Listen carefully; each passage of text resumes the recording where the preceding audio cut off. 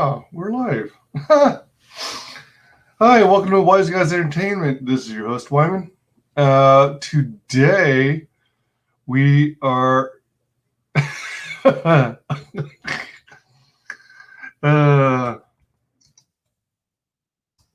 welcome all. So that timer's going on. What's funny is in StreamYards, the live viewers is still showing as 0. Fascinating. So very fascinating. And then on the YouTube, oh, wait a minute. Oh, good. Let me test something. And then, yeah, all right, cool. All right. Yeah. Fascinating. And then from the YouTube perspective, it's showing only one person watching. We've got ghosts. Yeah, so check this out. Today, we are doing a Kumquat challenge. I purchased a batch of them. It's 2 pounds worth. And hopefully this doesn't bore everyone to tears, but... oh, you know what? Shoot. Let me get some paper towels.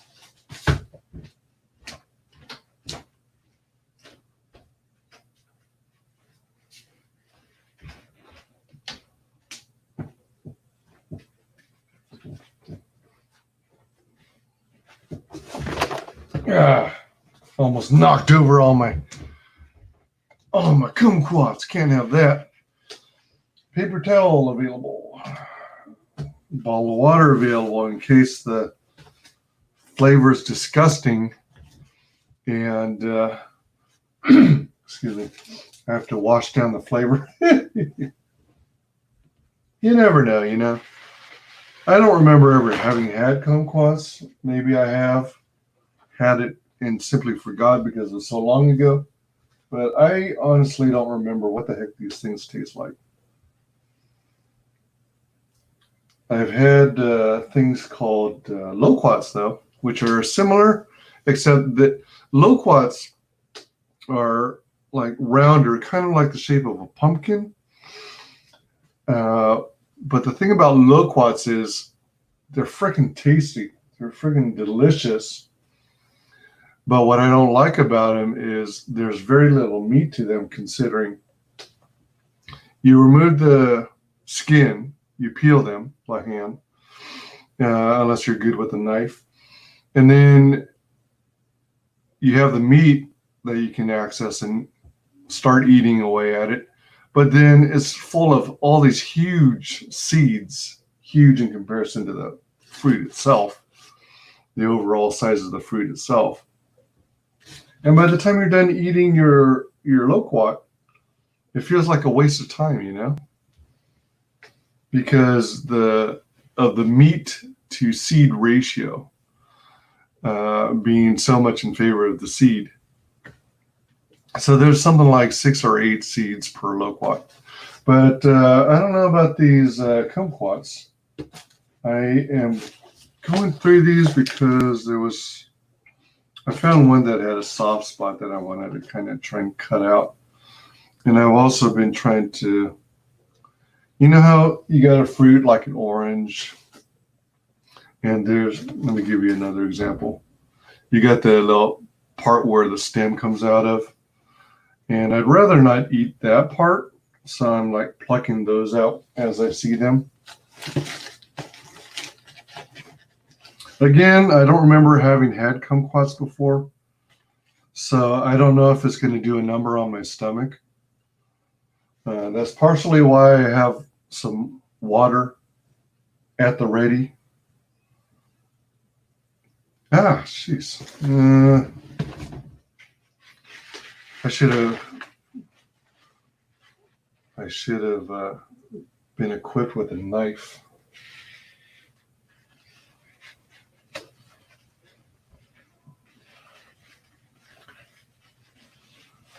Damn you, Armand, for stating facts. All right.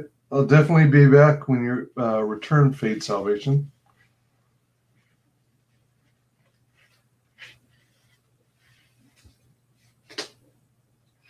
Okay, so let's try and do a little background on this.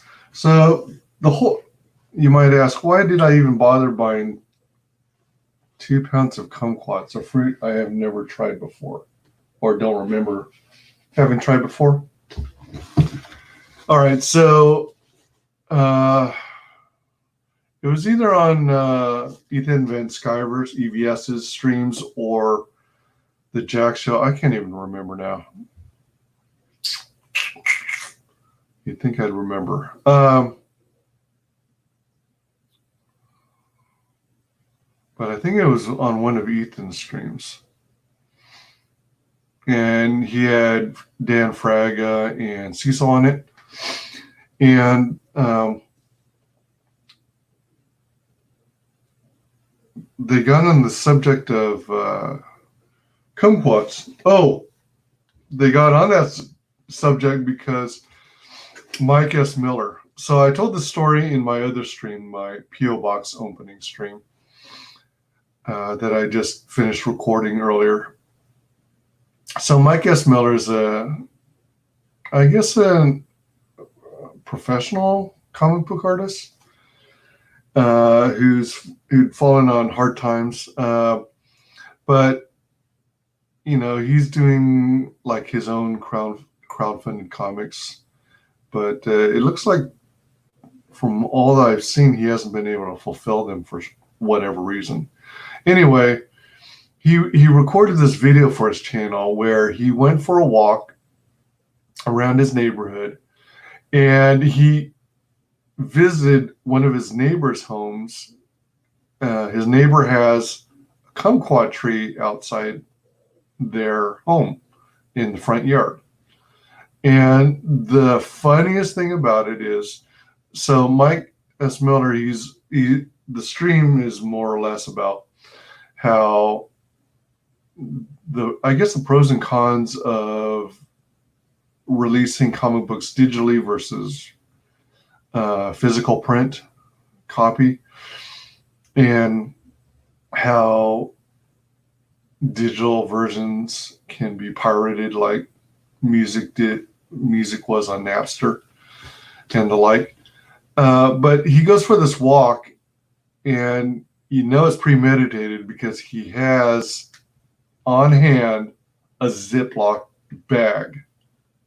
So he brings a Ziploc bag to his neighbor's house, pilfers or steals a bunch of kumquats, and loads up his bag full of them.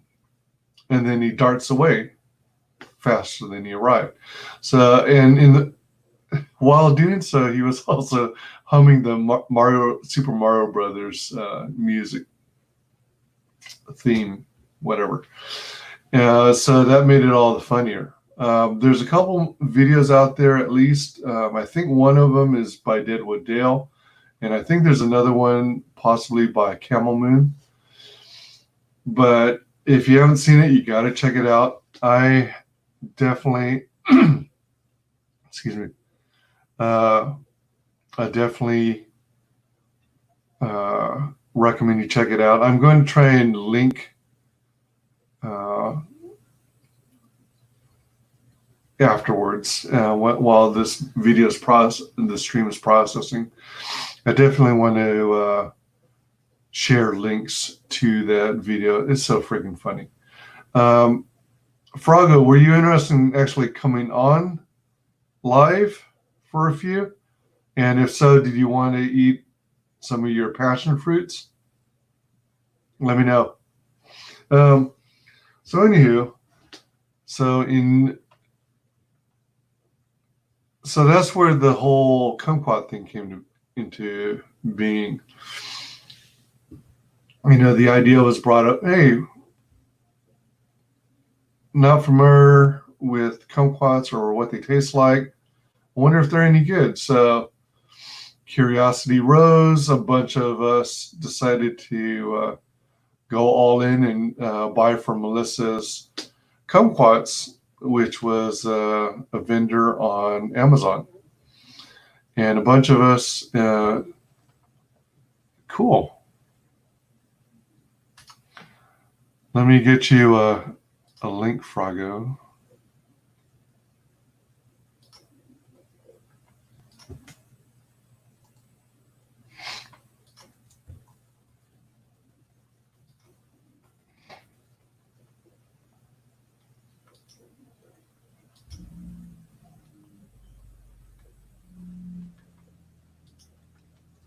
If I can. Oh.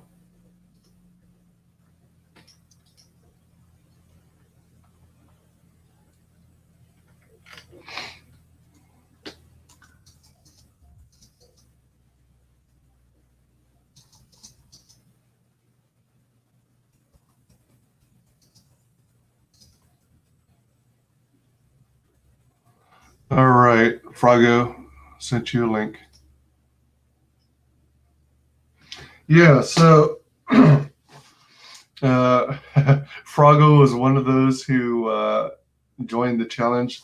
I guess the idea was for all of us, a bunch of comic skaters to get together, do a stream, and everyone eat kumquats at the same time. But I guess people started receiving them at different times.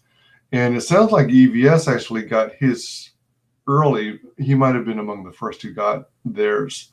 I actually got mine pretty early as well. So I went and I held on to them, waiting for whenever I was going to get around to doing an unboxing video. But because I kept putting it off, I ultimately... Hey, Frago! Yo, what's up? Welcome, hail. Yeah, I was just going to finish telling the story of how, comic skaters were getting together and planning on doing like some streaming with everyone eating kumquats. But it seemed like people got them at different times, and EVS ate all of his in one get-go, so I figured it shouldn't be a problem then for me to eat all mine in one get-go. Now, were you planning on eating any of your... so let me see. So Frago, you said that you placed an order, but you were pretty drunk, and instead of getting 2 pounds of kumquats, you ended up with like a dozen passion fruits? Yeah, and I checked my Google receipt, and I did order it right. She sent me the wrong thing. Oh! My theory is that, like, because of Ethan's stream, like, a bunch of people bought kumquats, and she ran out, and she's like, I'll just send him these passion fruit instead. Hopefully you won't notice. I mean, like, I didn't know one from the other to begin with anyway, but Are you a little bit of a bummer. Are you going to raise a customer service stink and tell her you sent me the wrong thing? Please send me the right thing. No, I didn't feel like going through all that for $20 of fruit. Yeah, really. I ate them. I should have took some pictures or did a video about it, but I've been kind of out of it lately. You ate all your passion fruits? Most of them, but passion fruits suck. Do they? They're garbage fruit. Like, like if you ever eat a pomegranate. Okay, yeah, I love those. They're good, but it's like a hassle because it's all seeds and the fruit's around the seeds. Yeah. That's kind of how the passion fruit is. It's just a whole bunch of little seeds in there, and you kind of like suck on them till the fruit juices come off and then spit the seeds out. I don't know. It sucks though. I heard there was a trick to eating pomegranates. I used to eat them all the time, but you take your pomegranate, which is big old red skinned fruit, and you like pound it on the table a few times, nice and firm, and that supposedly dislodges all the little seeds that you eat. I don't remember trying that much, but next time I do get pomegranates, I'll have to try that, see if that trick even works. So just to take a look at, I pulled up a little something about how to eat a kumquat. And it says kumquats look like miniature, usually oval oranges. They have a sour citrus tang and can even crossbreeds with citrus fruit, but are sometimes classified as a separate genus. Strangest of all, the peel of the kumquat is sweet and delicious, creating a surprising clash of flavor when the fruit is eaten whole. All right, so you can eat it whole. I think that's what EVS said. You could, if you want, you can nibble on it to begin with, but you can pop them in whole. So the peel is supposed to be sweet and delicious. Ripe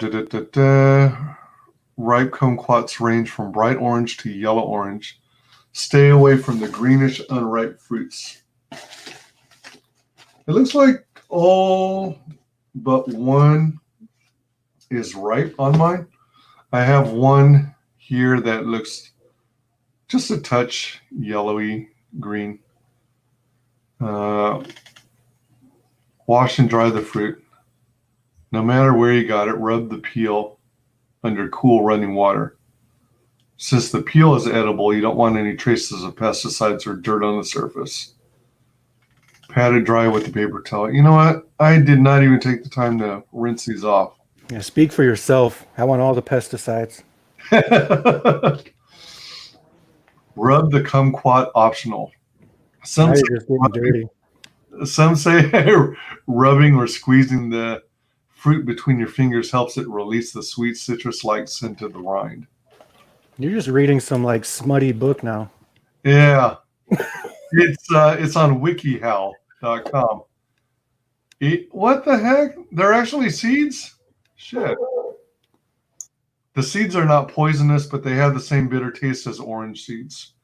If you're feeling dainty, slice a kumquat in half and pluck out the seeds.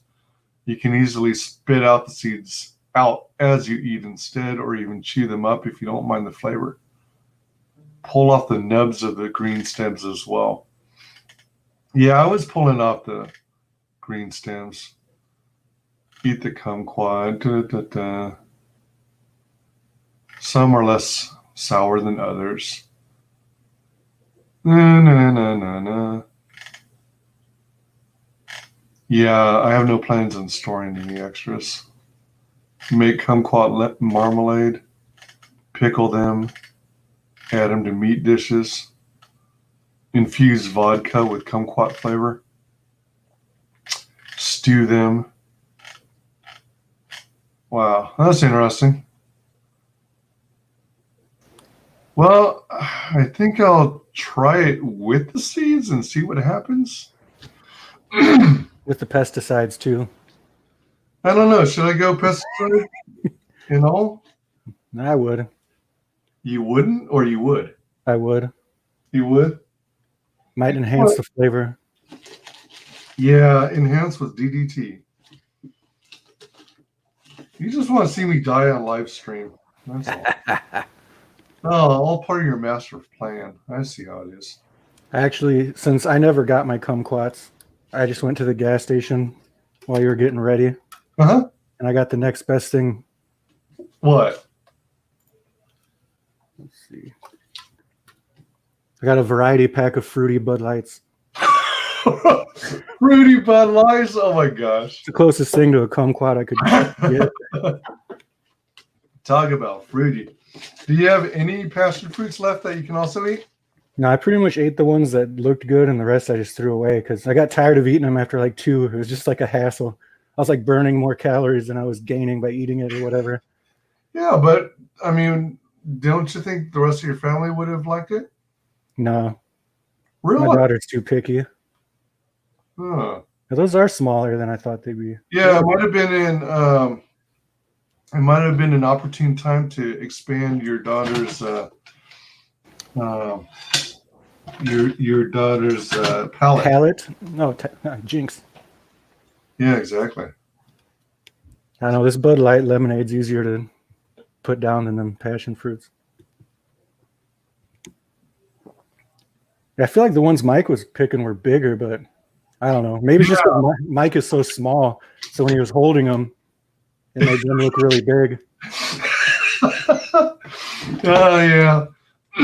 Someone was saying, and I think I even saw Mike pop into one of the chats saying that it's actually loquats. But loquats to me look more like they're barrels. Well, not barrel, but are shaped closer to like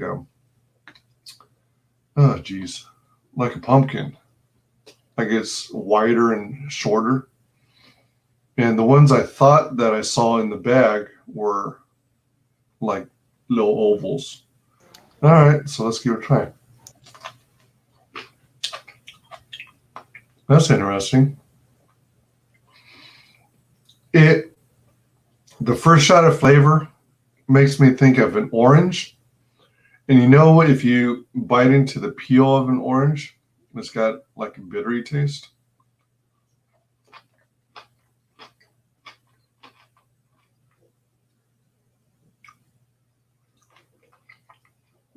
I'm not sure if I'm going to eat the seeds. I know it doesn't look good on camera with me spitting out seeds, but it's interesting.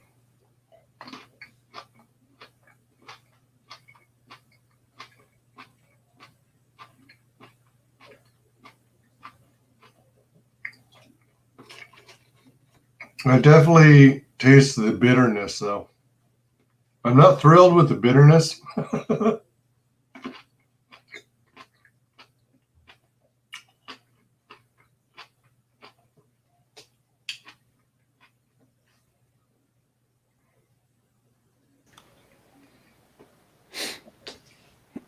The seeds are about the size of those in an orange. I do love the sweetness when the sweetness does hit, but I don't like the bitterness.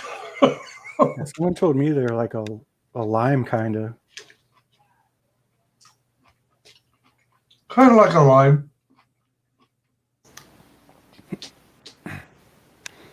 Well, I wouldn't know because mine never came. But I got my substitute. So have you had this before? Are you used to this, or is this new to you? Tastes like cheap Mexican candy and water. Now, what does cheap Mexican candy taste like?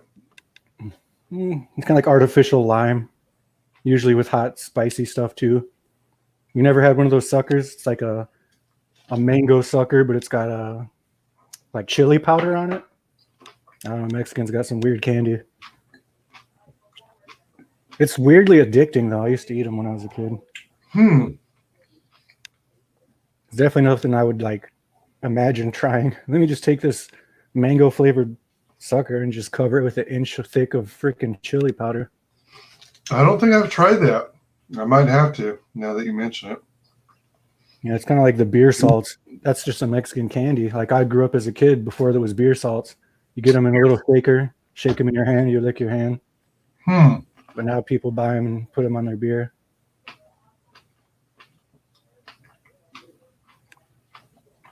There's Armand. He said we got the best candies. You got weird candies, but they are pretty good. And that's what this shitty beer reminds me of. Are you normally a beer drinker? Oh, yeah. What do you typically drink? Cervezas? Yeah, just Budweiser. I'm simple.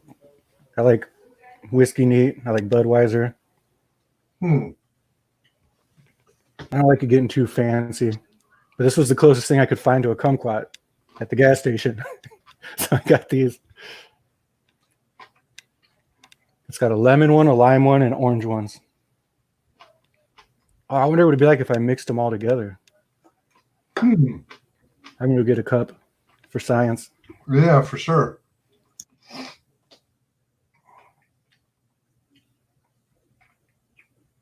Armand, you said you had some candy from Lebanon.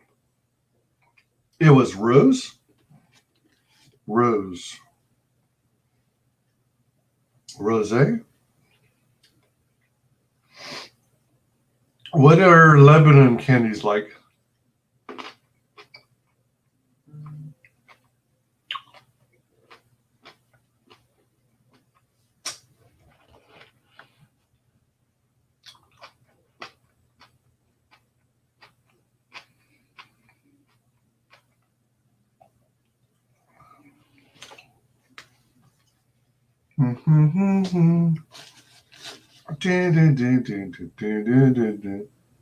Oh, really? Is that kind of stuff popular in Lebanon? I used to hear about candies that were very reminiscent of flowers.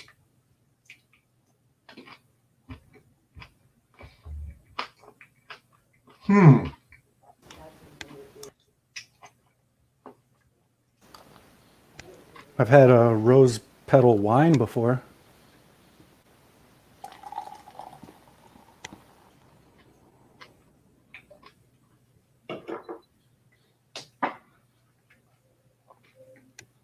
Are the pesticides kicking in yet?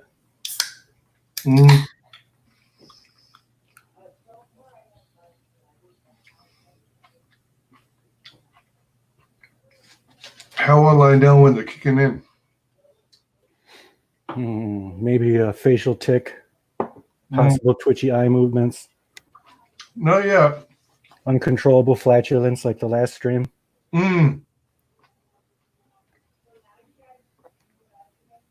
Those are the common side effects of eating pesticides, at least from my personal experiences.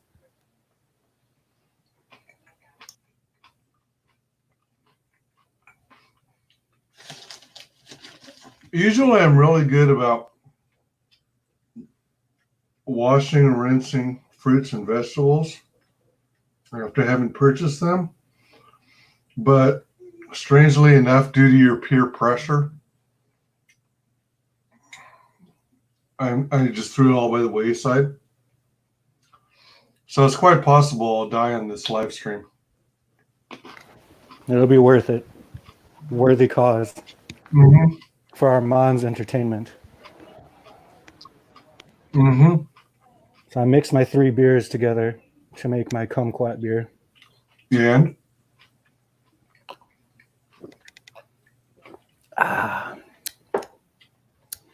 it tastes like what I imagine the Kumquat tastes like. really?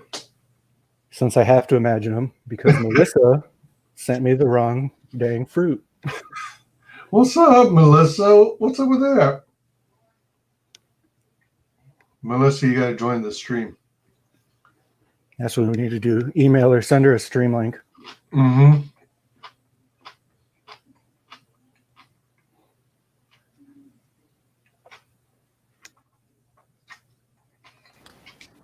Yes, it's surprisingly easy to remove the seeds as you're eating them. Yeah, I don't have to worry about seeds with this beer. But it's really filling. I hate Bud Light. That's why I don't like Bud Light. Plus, I just ate like 6 giant tacos. Bud Light is filling? It's just like kind of watery beer. So, I mean, it's kind of like just sitting there drinking water. Hold on just a second. Oh, yeah, get Armand. How is... Oh, wait, no.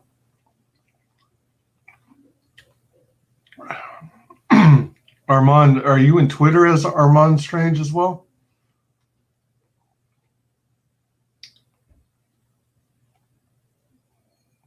Let's see here. You could drop it in the chat too. I mean, worst case scenario, a random person would be in the waiting room. Yeah, that's true. Good point. It could be fun anyway. Yeah, why not? StreamYard supports up to 6 people at once. Boom, boom, boom, boom, boom, boom, boom. It has begun.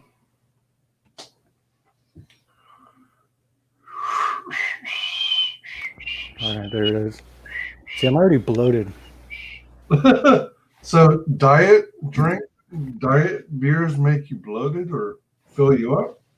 I just drink like 3 of them real fast, and it mixed with my 6 tacos. Oh, I'm so jealous. 6 tacos? Yeah, I went on a taco hunt today. There's a small restaurant. Yeah? It was still open, surprisingly. But they're out of lengua, which was upsetting. What is lengua? It's cow tongue. Oh, man. I don't even have the guts to try that. Oh man, the lengua tacos. A lot of people are afraid to try it, but I've gotten a lot of my friends to try it, and they like freak out. It's like super tender, super. I don't know. It's just real good, especially on a taco. It's the only way I've ever had it, but I get it every time. Except they're out today, so I just got steak. Oh, okay. Yeah, this is a place down the street from where I live. I don't know if they're still open, but it's a Mexican foods grocery store, and then excuse me, it's hey, welcome, Armand. Hey, what's up? Hey, what's up? What's up? What's up? What's up? Yeah, there's a Mexican place down the street from where I live, and they've got a restaurant that's part of it, and yeah. So let me see. Yeah, one of my favorite places here is the same thing. It's like a small little mart, and in the back there's the restaurant. And they make their own fried. What do you call them? Chicharrones? Yeah, they make their own homemade ones, like the real thick cut pieces with the meat still on it. Yeah, those are huge. They also make their own chorizo and some other meats, and it's definitely not safe to eat, but I get it anyway. Hey, all the meat is safe to eat. Chorizo? Yeah. Like, why is it not safe to eat? Because they don't like. I used to be a manager at a restaurant, and like they break like every food safety code. Like, they just got all the meat out in this like display and like open air, and they got it all on top of ice, which is just a big no-no. And it's kind of like a wet market, but not as wet. Yeah, but I've gotten it enough times, and I've ate it enough times, and I haven't died yet, so I still go do it. It's good. It's good. I remember when I was a little kid watching my grandmother cook what we call barbacoa. That's barbecue, and she would take the head of the cow, the whole cow, like the whole cow's head, eyeballs on, just throw it in a pot and boil it, and let the meat fall off, and then mix the meat with barbecue sauce, and we'd eat that. Yeah, I was just telling WyzGyz about lengua, how good lengua is. Oh man, I used to eat lengua and corn tortillas as a kid, and one day I decided to ask my mom, "Hey man, what is this? What is this meat? It's so delicious." It's just like, if I told you what it is in English, you wouldn't want to eat it anymore. I'm like, "No, it's so delicious. I'll keep eating it." She's like, "Okay, I'll tell you." And I was like, "Okay, what is it?" And she's like, "It's cow tongue." And I'm like, "It's what? Excuse me?" Yeah, you usually gotta have to trick people into eating it, or like call them a sissy, give them a tiny piece. Okay. And then after they eat it, they like it. So I thought like lingua was the grossest I've ever seen, but I moved up to Maine, right? And my ex-girlfriend's dad, he'll eat cow tongue like straight, where it looks just like a cow tongue still, and just slice it and eat the meat straight like that. And I'm like, God damn, I thought we were bad, but fuck, I can't even do that. I did suck the eyeballs out of a catfish before, though. Oh, I've had to skin a catfish alive before after catching it, to gut it and skin it and get it ready for cooking, listening to it bark like a dog. Yeah, I've used my teeth to skin them before, too. What? Oh, man. Frog teeth? Yeah. Yeah, we were fishing and we forgot to bring snacks, and we're doing overnight fishing. We'll go at like 5 in the afternoon and we'll fish till 5 afternoon the next day. We got like halfway through the night and we smoked some weed too. And so then we were like super hungry and we didn't have any snacks. We're like, dang it, we left the snacks at home. So we took some of the catfish we caught, and it's hard to get the skin off without pliers, as you know, like you said, you've cleaned fish. So like I get the skin. I said, screw it. So me and my cousin were biting the edge of the skin and we were skinning them off. But then we realized that if you leave the skin on, it's actually better when you cook them over a fire, because what happens is the skin burns and kind of withers away and falls off, and when the skin's all burned off, you know it's ready to eat. So yeah, I did skin one with my teeth, though, in our scientific experiments of eating fresh caught fish in the wild. If you leave the skin on as you cook it, does it also help keep the meat juicier? Yeah, I don't know, I would think, but it helps it stay together too, because the one that I skinned and cooked over the fire, like when I adjusted it, the meat fell off the bones. When I left the skin on, like the majority of the skin on the outside kind of just burns off, and then you can eat whatever, the rest of it just on the stick like you see in anime. It makes me kind of wish you had like a kumquat meter to show how much kumquats you've got left. Well, my meter has been 0 forever because I got stupid passion fruit instead of kumquats, which is a scam. Yeah, I remember you showing the promotion club a a receipt of the kumquats you bought, and you said you got passion fruit. Yeah, a scam. Last I checked, passion fruit and kumquats are not the same thing at all. They're quite different. 'Cause apparently, kumquats are tasty, and passion fruits suck. It's just a sucky fruit. Not recommended. You know, I guess say they're not bad, but I can't imagine going out of my way to buy them. You couldn't imagine stealing your neighbor's kumquats? No, I can't. Well, if you were to steal them, you gotta preach about the ethics of pirating things while stealing. That was so fucking funny when someone in the chat said, like, you read the chat. It was like, some people just don't want to pay for things as he's stealing his neighbor's kumquats. And he read it out loud, too. He read the freaking chat. I know. Mike's just a walking meme. I love the guy. You know what I mean? I love to hate him. Broke my heart. Well, He's fun. Like, he's fun to laugh at, and it makes me sound like a bully, but I can't help it. That was kind of his charm on Ethan's show too. Like, Ethan would kind of tease him a little bit and get mad and leave. I guess it was only funny for everybody but Mike, though. Because he's one of the jokes. You see, I wouldn't watch any of those streams. This is all new to me. Like talking and interacting with people. I try to stay isolated. Oh. But now I'm trying to be more active, and people are like, "Hey man, you want to come on my show? Hey man, you want?" I'm like, yeah, sure, I guess.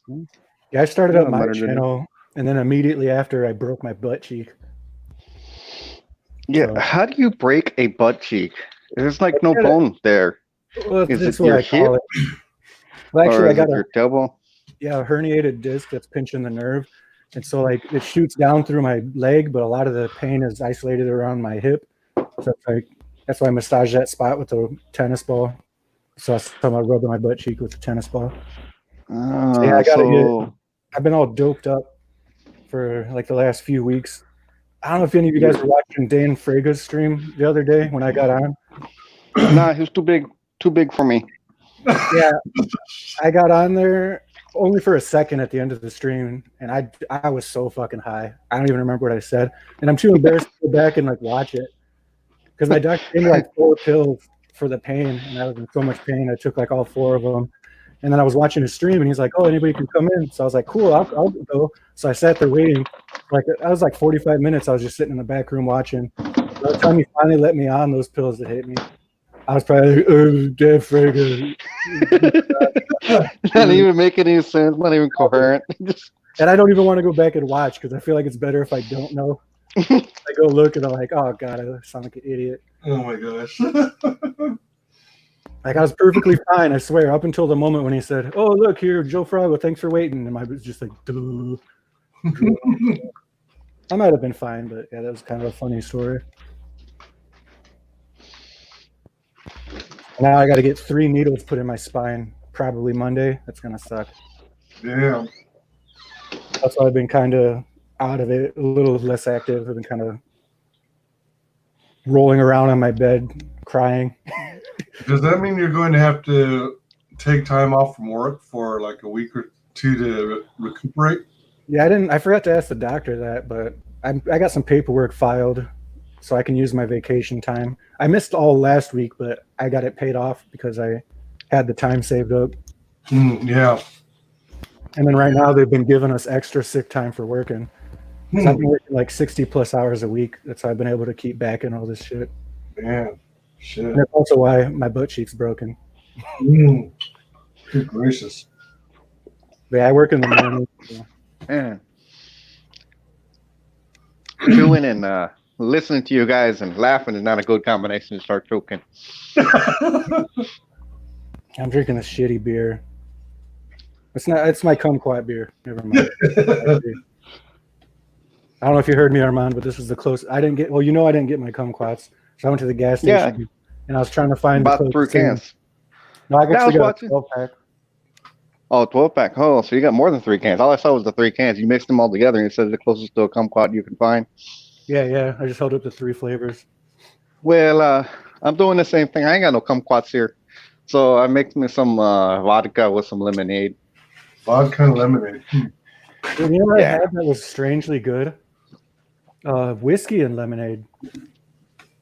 I don't like mixed drinks really, but this lady at the liquor store, like, just randomly I was just getting my maker's mark, and she's like, "Oh, you got to try this blackberry whiskey with lemonade." And I'm like, "That sounds fucking gross. Of course I'm going to try that."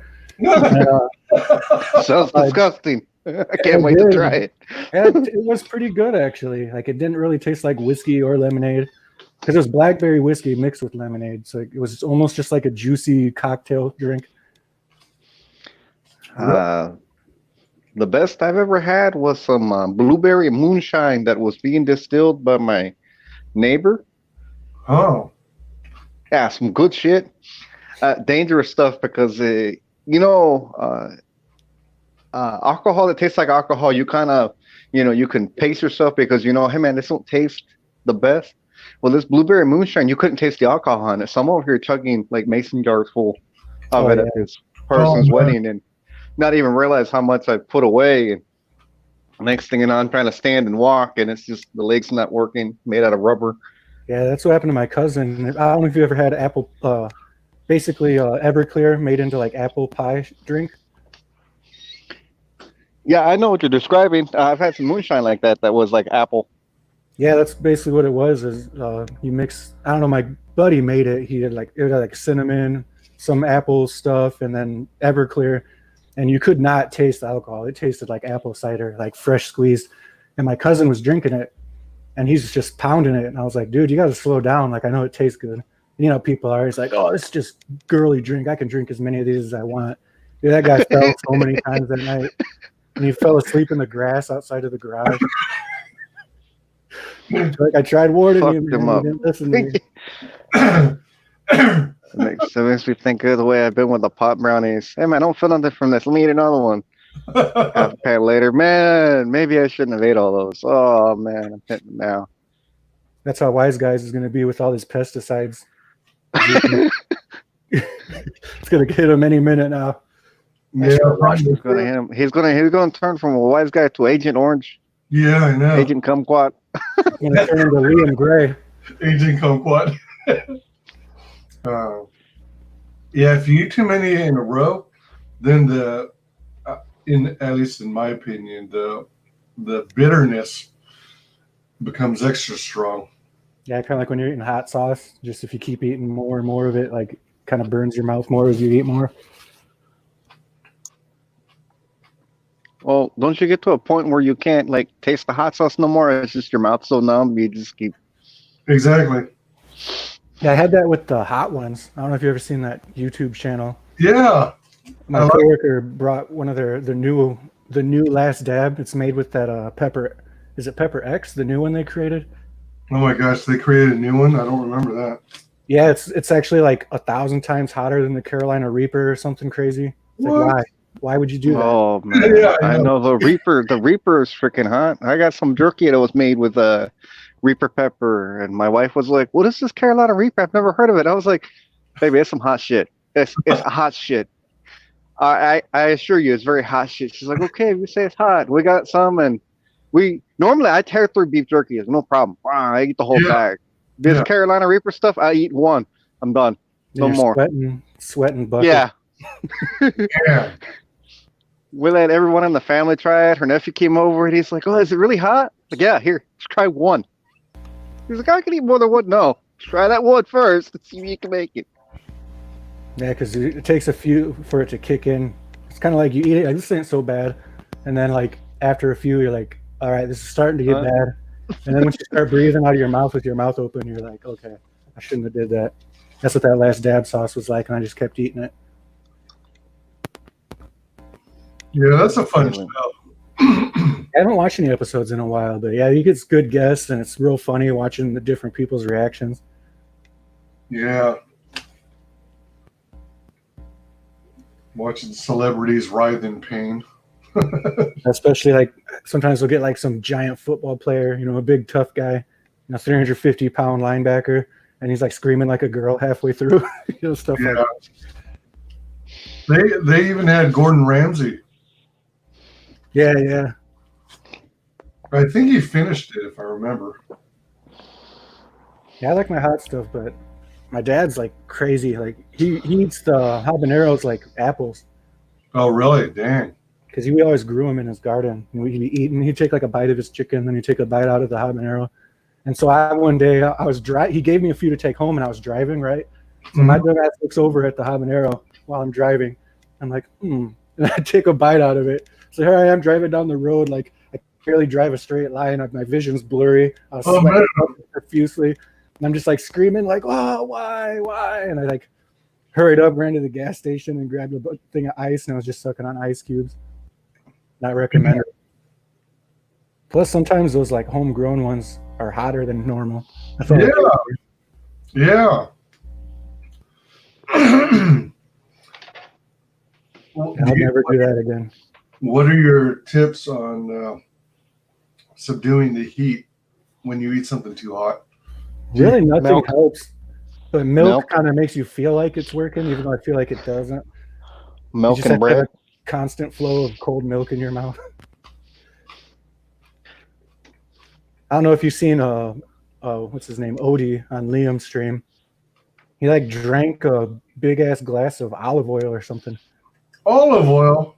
Yeah, and he was chasing it with milk for whatever reason. Like it's a horrible mixture. Just like it was a big glass. Like I gotta say, like I'll hold this up. Is olive oil supposed to help? That sounds I don't know, but it was like this much for real. It was like a whole big glass. It wasn't any little glass. And I don't even know what it would taste like. I never even had olive oil. I'm uncultured swine. I never had a kumquat. I never had a passion fruit. The hell am I going to know about olive oil? But I don't know. Now I'm tempted to try it.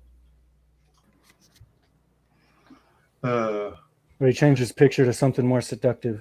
I actually switched. I'm out on my computer instead of through my phone. Oh, okay. Yeah, I finally got a computer, and it's so nice. Oh, yeah. I did that one live stream, and then I broke my butt cheek, so I haven't done any more. But it was fun. I think I had like 11 people show up, which is pretty crazy. Yeah. In that short a time, I mentioned it in the private DM group. Because I just announced it an hour before. I was just kind of like, I don't know what the fuck I'm doing. Come watch me mess this up. And for 11 people to show up, it's pretty cool. Yeah, that was a rousing success, I'd say. I mean, I'm still a newbie, but in all the ones I've done, I think about 7 is my max. Yeah, it's crazy because I remember when I first started watching Narwhal, it was like that. Usually like 5 people. You'd always get so excited, like, wow, we got 10 people today. This is awesome. He still gets real excited when he hits like 20, 30 people. But his videos are always really good. He was one of the first guys I started watching. Narwhal? Narwhal, yeah, it's one of my favorite CG creators. He's a genius. Normally, I don't rag on or commend a lot of artists because I'm pretty good at art myself. So when somebody says, hey, have you seen such and such's work? I look at it, I'm like, well, I can duplicate that. That's no hard. But I look at Narwhal stuff and I was like, this guy, he's on some other shit. I don't know what he's doing or how he sees the world, but it's totally different from anybody else I've ever seen. That's what your boy Zach said too. And then like haters will be like, anybody could do that shit. It's like, well, then why isn't anybody else doing it? He's the only one doing it. No, he's kind of like I don't know, like a Michelangelo, Leonardo. Like he can convey so much with so little lines. Yeah, a lot of it's just knowledge of understanding. Like, because like I said, I've been watching his videos for a long time, just with 4 or 5 people with me in there listening to him, and he'll just go into like deep descriptions about like character building, how to construct a universe, some of the theories and philosophies behind various like characters, scenarios, backstory setups, panel descriptions, how to set up the panel. using different camera lenses. Like I don't know if you got his book Earthbound or not, but you can see that where he'll use like a fish lens perspective, but he'll draw it, and then he'll use like a wide angle perspective for a certain scene, and he can describe to you like why he does that, and like, oh, it brings more attention to this part, which makes it more dynamic. It brings the eyes towards this part of the panel, and that's where I want the reader to go. Like he knows exactly what he's doing in his own weird narwhal way, and or he's on drugs, like your boy Zach said. I don't know. Yeah, he got to be some kind of like a savant. Possibly. Yeah, that book has gotten so much good feedback. That was one of those I missed out on as well. Did the campaign for that end like last year, or was it even further than that? It was a while ago. He was pretty late with shipping, but it was still open in demand. But what happened was your boy Zach did that review, and he got like 400 more backers like right away. Just Whoa! they bought through his whole reserves, so he had to shut the campaign down. And so I think he said he might end up offering again later, which I think would be a good idea, especially with that endorsement, because I know a lot of people missed out and wish they hadn't. I luckily had backed it already just because I liked his videos. And yeah, it really is a great read. Real long book too. Beautiful. I got the hardcover. I can show it actually. Yeah, I saw that review from your boy Zach, and it was like, it was funny. Yeah, if your boy Zach or Ethan says something about any book, it seems to get a lot of attention on it. They're like, oh man, they're talking about this shit. Let's go see what they're talking about. The same thing happened to what's his name? Good Preston Acevedo. Because he tried to get one book funded, couldn't get it funded, and then tried again. And then Ethan said something on one of his streams about it, and Michael was telling him, hey, look, man, you know your book's going to get funded because Ethan just mentioned it. And Preston was like, well, what do you mean? He's like, well, go check. And yeah, sure shit, it got funded. Which book is his again? He's working on, what is it? Rockabilly something. And he's also working on Doc Salem. I know that one. Preston Acevedo? Yeah. Oh, yeah, I like his work too.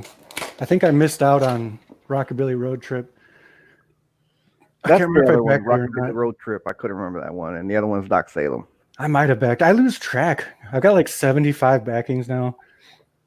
It's like, I was checking my porch every day for Cyborg USA because people are getting it.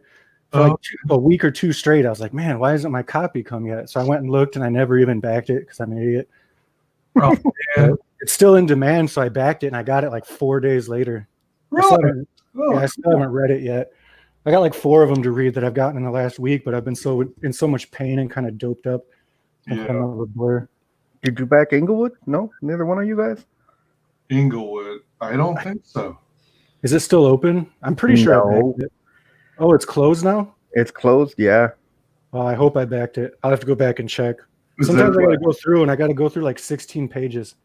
Yeah, everybody now they're talking to me and like, you're working on a book? I'm like, yeah. Well, what book is it? Oh, the campaign's closed, but yeah, I'm working on a book.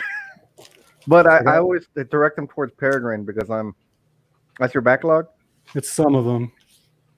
But I got my narwhal. And he also did a little sketch for me. Okay, let's see it. Oh, wow. Yeah, it's cool because it's got this like slip cover on the outside. It's hardcover. But if you look underneath, it's got this really cool like lettering. Can you see that? It's kind of like a holographic. Oh, yeah. He's got the I was going to say Shingasos, but the little sparkles, like the prismatic effect. Yeah. So yeah, it's just it was just a fun read. It was one that I finished. That's how one reason you could tell like it's really engaging.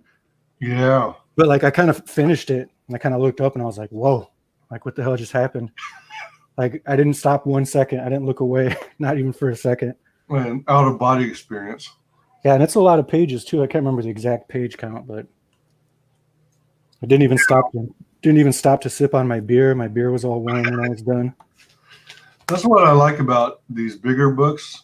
You know, there's more to read and more to soak in. And it gives you more opportunity for the storyteller to, go deeper in depth. Yeah. The only problem with the larger books is they take longer to make. Yeah. That's a print I got from Tug. I started a card collection book. Oh, nice. So I Nice. got a whole bunch of trading cards in here that I've gotten. EVS was talking about releasing a binder. This is one of my favorites for reasons. Battle Maiden Knuckle Bomb. Oh, you already got your Battle Maiden Knuckle Bomb? Yeah, I got the first campaign. So did you back the Alterna print one? I must have gotten the alternate print version. Yeah, that one's coming with the special. I think he said it was holographic or foil trading card. Okay, all right. I can't remember. That was one of the reasons I backed it again. Well, plus I just wanted to support him because it's a great book. Yeah, he's got good work. But that's one thing that's cool is like I got a few of these cards. It's hard. I don't know. It's hard to show in here, but like these ones up here, these ones are actually exclusive. I don't know if you can see, but they're signed by Kyung Lee. Oh, nice. In that gold ink, the same one with the bunny logo. So it's a pretty rare card. Oh, wow. I got it from that umbrella guy. Oh, wow. Because I won his live stream where he scrolls through the chat and randomly stops on someone. Yeah. So he stopped on my name. Scroll through the chat. It was kind of an iconic moment too, because like I'm on my Twitter thing. It's called Not Joe Fuago. It's actually because of Tug's daughter. Also because I got banned on Twitter, so that's not me. I lied by it being me. But like when I won the drawing, Tug's like, the winner is Joe Fuago, and he had his daughter there, and she was like, no, not Joe Fuago. It's like, I don't want Joe Fuago to win. I wanted Wed Wing of Death to win. And so it's kind of like, I was like, yes. And then she said that, and I'm like, oh, dang it. But it was funny. Like the chat loved it. It was hilarious. So that's why when I made my new account, I named it Not Joe Fuago, like a little meme reference to that. So yeah, that's where I got the print. I showed you like the front of my card binder. It's like he sent me the print. He sent me a signed Vic Mignogna headshot, a whole bunch of cool little prints and cards. Vic Mignogna. Yeah, the voice actor. I know who that is. Yeah, I got a signed head sketch that Tug got at that convention. Where they met him, who was it? Him, Nick Ricada, what's the name of that guy who's always wearing the geese in his videos? Oh, Hiro Hey. Yeah, Hiro Hey. I couldn't think of the guy's name. I know if I saw his face, I'd be like, yeah, that guy right there. That's him. Yeah, I'm actually big into anime too, so I'm a big weeb. Even though I'm a big weirdo from the cornfields, a lot of people are surprised to find out. I've watched like 1,000 animes. I'll get like halfway through a show and I'll be like, oh shit, I remember I already watched this one before. Like, it'll remind me. Because I've binge watched so many. So familiar. Why does this seem so familiar? I feel like that guy is going to get drop kicked out of nowhere. Oh yeah, I remember now. God, I still got so many. I still got like 1, 2, 3 of these books to read. Probably get started on that.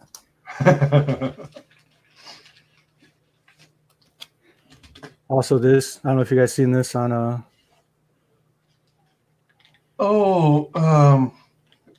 is that at all related to Oddity? Or?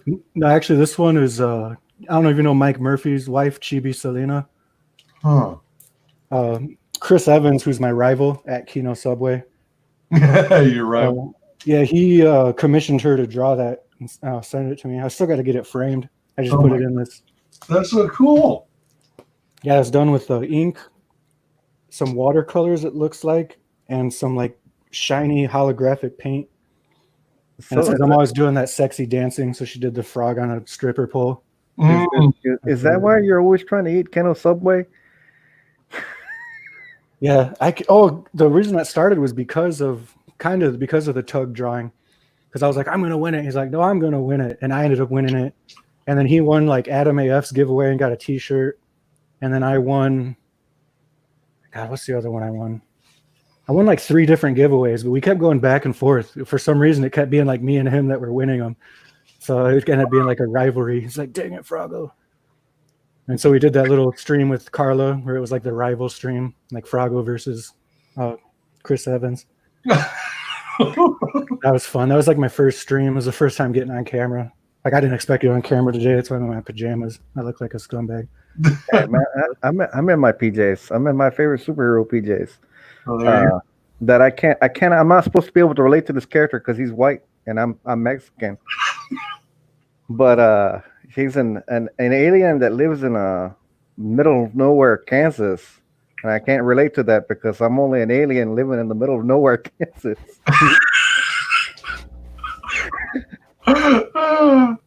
Oh my gosh. Of course, I'm talking about the Big Blue Superman. Yeah. How dare you? How dare you? How dare you relate to him? He's not brown. You can't. You can't do that. Yeah. It's always that absurd trolling from the weirdos. I hate that. I hate it. Everything comes down to a skin color. Like what the fuck? Yeah, no, like it's something like you don't even really think about. It's the projection. We're like, you're a racist. It's like, well, I literally never once even considered the race of this character. I just liked watching him kick people's ass. The fact that you're considering the race so much and heavily, and it just determines all your decisions. I like to point out that he's not a white guy. He is a Kryptonian. He's literally an alien. He's an alien. He just like happens to pass for a. What is it? I can't remember the character now. But yeah, they'll have like a character from another dimension and another planet who happens to be a Hispanic immigrant. It's like, what the? How's that even possible? From another planet. You're talking about Marvel's America Chavez, right? Yeah. She's from a different dimension where there may not be a Mexico or Hispanics. But then they'll draw her wearing a sombrero and eating a burrito. Be like, I'm not racist. You're racist. I don't understand her origins because I also heard that with all this interdimensionality, that where she's from, I guess it's a planet of all women. And yeah, something like that, because she's got two moms. Yeah, so somehow she's born from maybe biologically on her planet. They can reproduce. Technically, that's not a new idea. I mean, Wonder Woman did it first. I mean, she's from an island of nothing but women, raised by women, as a woman. I watched an anime like that too. I forgot what it was already. I've watched too many. But there was like the two different factions clashing, and one of them was they're all a race of women. They just multiplied artificially. You know, it makes me think of Robotech, the Macross saga. I don't know. That shows my age. No. Oh, I love Macross. But anyhow, in the Macross, the fucking aliens were clones that were supersized and shrank down. You know what I'm talking about there, wise guy? Yeah. And then that one fell in love with one of the Robotech soldiers on SDF-1, right? Yeah. And he had to explain to her what a sexual reproduction was. Because that's not the way their alien did it. They're used to being cloned and being, born that way. Yeah, that was in the anime too, because I remember one of the dudes got captured by him, and they're freaking out about his dong. It's so weird. You have this antenna. Like he was trying to take a leak, and they were like peeking in. He's like, "What's your problem?" He's like, "What the heck? Your weird antenna, you freaking alien!" Because they've never seen a guy before. Yeah. See, they act like these are new concepts, but this stuff was explored a long time ago. This is nothing new. It's like people ask me, "How do you remember all this stuff, Armand?" Well, partly because I was fucking there when it happened. But I like history of random things, random events. Would you guys like to see what I'm doing over here? Sure. Okay, hang on. Let me click the buttons. I gotta click the buttons. How do I have to? I'm boomering my way through this stuff, right? Okay, share screen. Don't show these tips again. It's easy with two monitors. Fuck, I only got the one. Yeah, they're probably always going to recommend that. No, this one. Okay, there. And now I can bring up this. So y'all can see what I'm doing, right? Uh-huh. Okay, let me zoom out for you guys. Wow. This is what I'm doing. I have to color these dudes As I tell my wife, I'm doing 5 dudes today. I gotta service these 5 guys. They're all black. Don't worry, I'm all good. But no, I gotta make sure they all look good, and I'm trying to make them all different colors, all diverse, because I'm very adamant about not making all my black people burnt sienna, like every other cartoon does. It's like black people can only be one color, and I think that's very I love racist to do. Yeah, You guys like anime characters when they ever represent Americans or black people. It's always just a caricature. Yeah, it's always a caricature. I don't want to do that. None of them are going to have like white or red lips. That would be a big no-no in my book. Yeah, whenever they show Americans, they always show them like fat, white dude with blonde hair that's really loud and boastful and annoying. And this is like a lot of anime does it. I'm trying to think of an example. I think Samurai Champloo did that in the baseball episode. I can't think of any other ones. They had the American dude, and he was like a military general, and he was all cocky and pompous and fat. It's like, that's not me. Conky, pompous, and fat. Yeah, I know most Americans overweight, but not all Americans. Yeah, only like 90%. You got to exaggerate. Japan. Right? I don't know why y'all consider those anime characters Japanese. They don't look Japanese. I've never seen a wide-eyed Asian. Big old sausage fries. That's a master race. Yeah, I'm just bummed about my LCS closing because I've been buying the Devil's a Part-Timer mangas, and like they're so good. The anime is just phenomenal. It's so dumb, but like the manga in like the 4th book, it covers the whole 12-episode series. And like, wow, like I'm finally finding out some new stuff about the characters, and then all this happened, and so the shop shut down. So I'm gonna have to order them online or something. Oh man, it was one of the things I did to support my LCS because I wasn't really that interested in a lot of the crap I see. So I'd go in there and I'd leave with the manga or some random knickknack. Like they sell weird stuff at my LCS, like joke stuff. You know what I mean? Like the fake cigarettes or like the fart machine with the cushions. Oh, novelty stuff. You know, fake that's a lot of stuff. Yeah, a lot of LCSs basically are being kept open by selling that type of stuff with manga and anime too. But like one time I left with, it was like a cricket it was a cricket and a monkey on a 2-sided saw cutting a log in half. That sounds amazing. It was like a metal statue, like a miniature statue. And I didn't know what else to buy, but I just go in there after work sometimes. And I just want to help out the old guy. So I'm like, I'll buy this freaking statue. And then I went to the bar afterwards and I got all drunk and I forgot it there. So someone at the bar found some statue of a cricket and a monkey chopping a log in half with a double-ended saw. I don't know. Imagine just finding that. Like, what the fuck? It's so weird. That's why I bought it. It's just like your statue that was it? Is it a horse licking an Indian? Is that what it is? I can't tell if it's a horse or a donkey because it's so emaciated. But yes, it basically is. It's a scrawny nag. That's what that is. I was trying to figure out what the hell that was. And why is he licking them? Is he licking them? They're both kind of emaciated, so he might be like trying to eat them. He's like, man, you're salty. Let me get some of that sodium off of you. Yeah, I meant to do a live stream about this. I just haven't gotten around to it yet because it's such like a weird thing.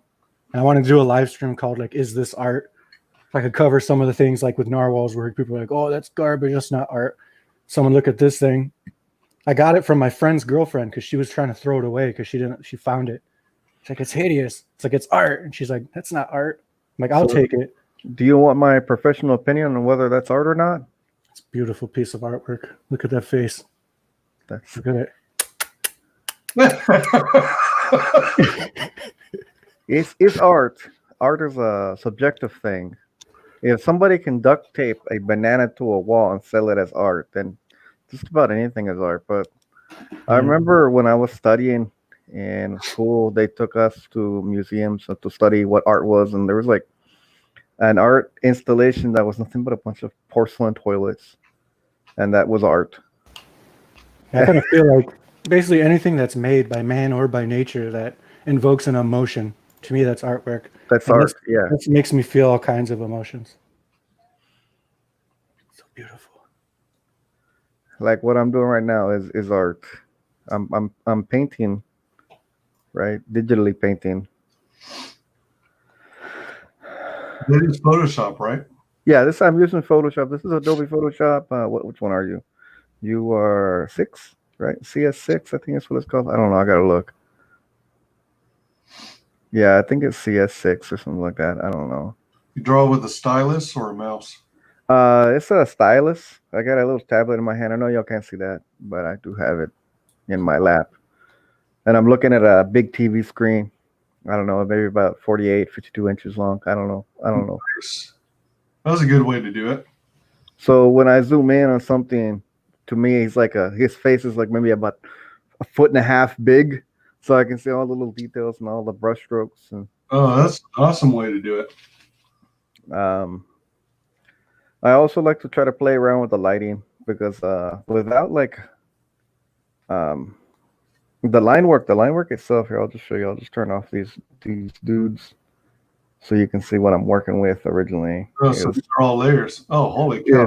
Cool. Is this right here? This is what he gives me, these lines, and I have to figure out. Oh, what is things like? There's cans down here I gotta render. There's a little bottle down here, and all these drips, and they are.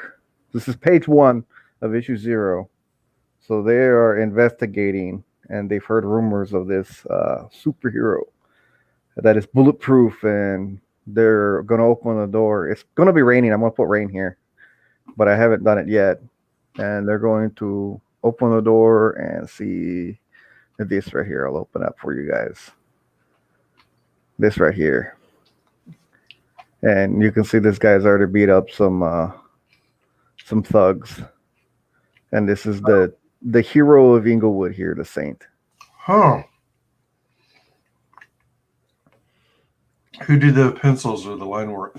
The line art is done by Brian Martinez with me doing little tweaks here to make it look nice. All right, looking good. And I'm doing all the colors, the texture on the roof, the bullshit reflections, the raindrops, all that shit. The lightning bolt in the background, that was me. Like this. I don't know if you can see the brick wall back here, the bricks. Again, I'll show you what this looked like originally. Welcome back, Fade. Boom, boom, boom. Turn off those.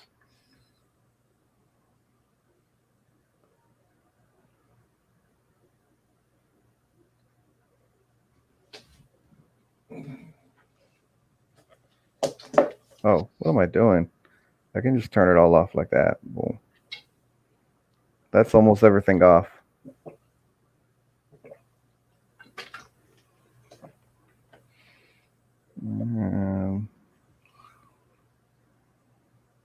Where's the line work? Oh, there it is right there. And then there was something else I got right here. There. That's what I was given right here.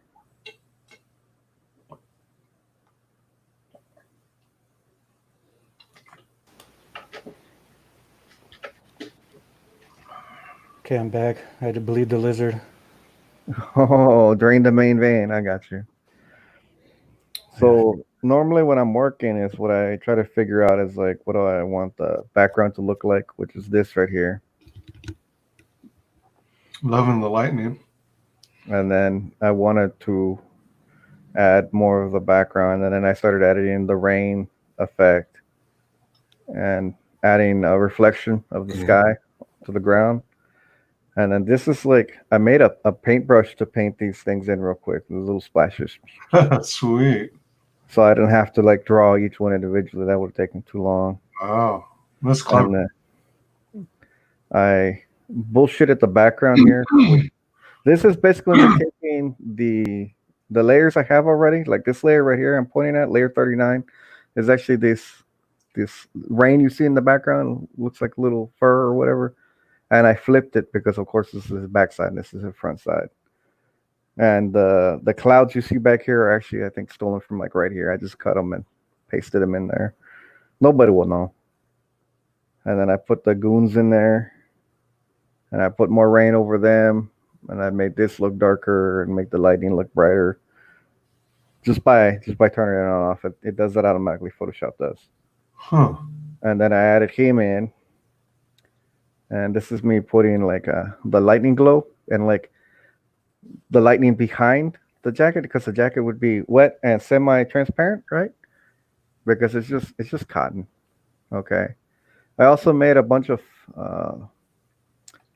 what are they called? Patterns in Photoshop. These patterns like this right here. You can see it's got like a weird texture onto the fabric. Wow. And like he's got little crosses in the, I call it the carbon fiber, and this is the chainmail. Right, right. So that his suit has some kind of texture to it. Nice. And then I told Micah it would be cool if we made these things glow. And oh no, we don't need to turn that on. That was for me. And then this is me just adding details on top of details on top of details. The highlights, the little water mist on the building's background, the water mist on everybody else, and then the foreground raindrops. And then I put a purple layer over everything to make it look more like night. So all the color information is there. These are like really saturated colors. And I had fun like this. My stepson came up and he looked and saw this guy and he just like flinched. He was like, "Ooh, that looks bad." And I'm like, "Good. It's supposed to look bad. It's supposed to look painful as shit." Mm-hmm. Snapped at the wrist. Yeah. Oh, this guy right here, he's got broken fingers. Yeah. I don't know what happened, but he's got the broken fingers. Now, I'm not gonna lie to you guys. I do cheat sometimes. Like this sticker on the cap for the snapback or whatever is actually a legit sticker I stole from Google. Oh. But I don't think anybody will notice because print size is like this is the actual. On my TV screen, it's the size of a page, but I know on anybody else's screen, it's gonna look really tiny. Wow. Yeah, that's awesome attention to detail. Yeah, some things that happen, I figure out, are happy little accidents. Like the reflections of the dudes, if you look, they kind of got this grainy look to him here. Let me give a better example. Down here too, you can see it looks like it's the texture of the roof he's standing on shining through, and really it's Photoshop pixelating my reflection that I put down there. And I was like, oh, it pixelated like that makes it look way better. Yeah, you can see it really good right here. How it just looks like a bunch of pixelation. So I ran with it, and I was like, yeah, it's a happy little accident, like I'm Bob Ross or something. That's nice. All right, I'm gonna close that out. No, don't save it. Back to this. I like this guy's eyebrow. It's gonna be fun to color in. And I gotta color all these weapons in. Like here's another thing I cheat on. Like these stairs right here, how they look like they're concrete. Yeah. It's just like a picture of concrete. I throw over it and then throw the shading over it to make it look like that. And the walls in the background are like actual, like I think I took a picture of one of my walls or something, and I'm using it for the texture. So you took a photo you had of concrete and imported it into Photoshop. Yeah, to create the concrete texture. And to create the wall texture, I actually use wall texture. And then I went to a website that allows you to download things for free, and that's how I got this grimy stuff. It's all the same grime everywhere. Now, some things are like manually painted in, like the grime down here on this doorknob. The hands have been touching, and how it's gross. So if people wondering about the quality of Inglewood, that's what it's going to look like. How many more kumquats you got left?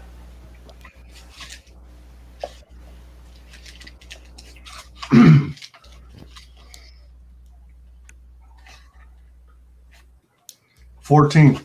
Oh no, you're gonna be able to eat them all? You're gonna have heartburn. Yeah, I gotta say, I'm not thrilled with the whole bitterness.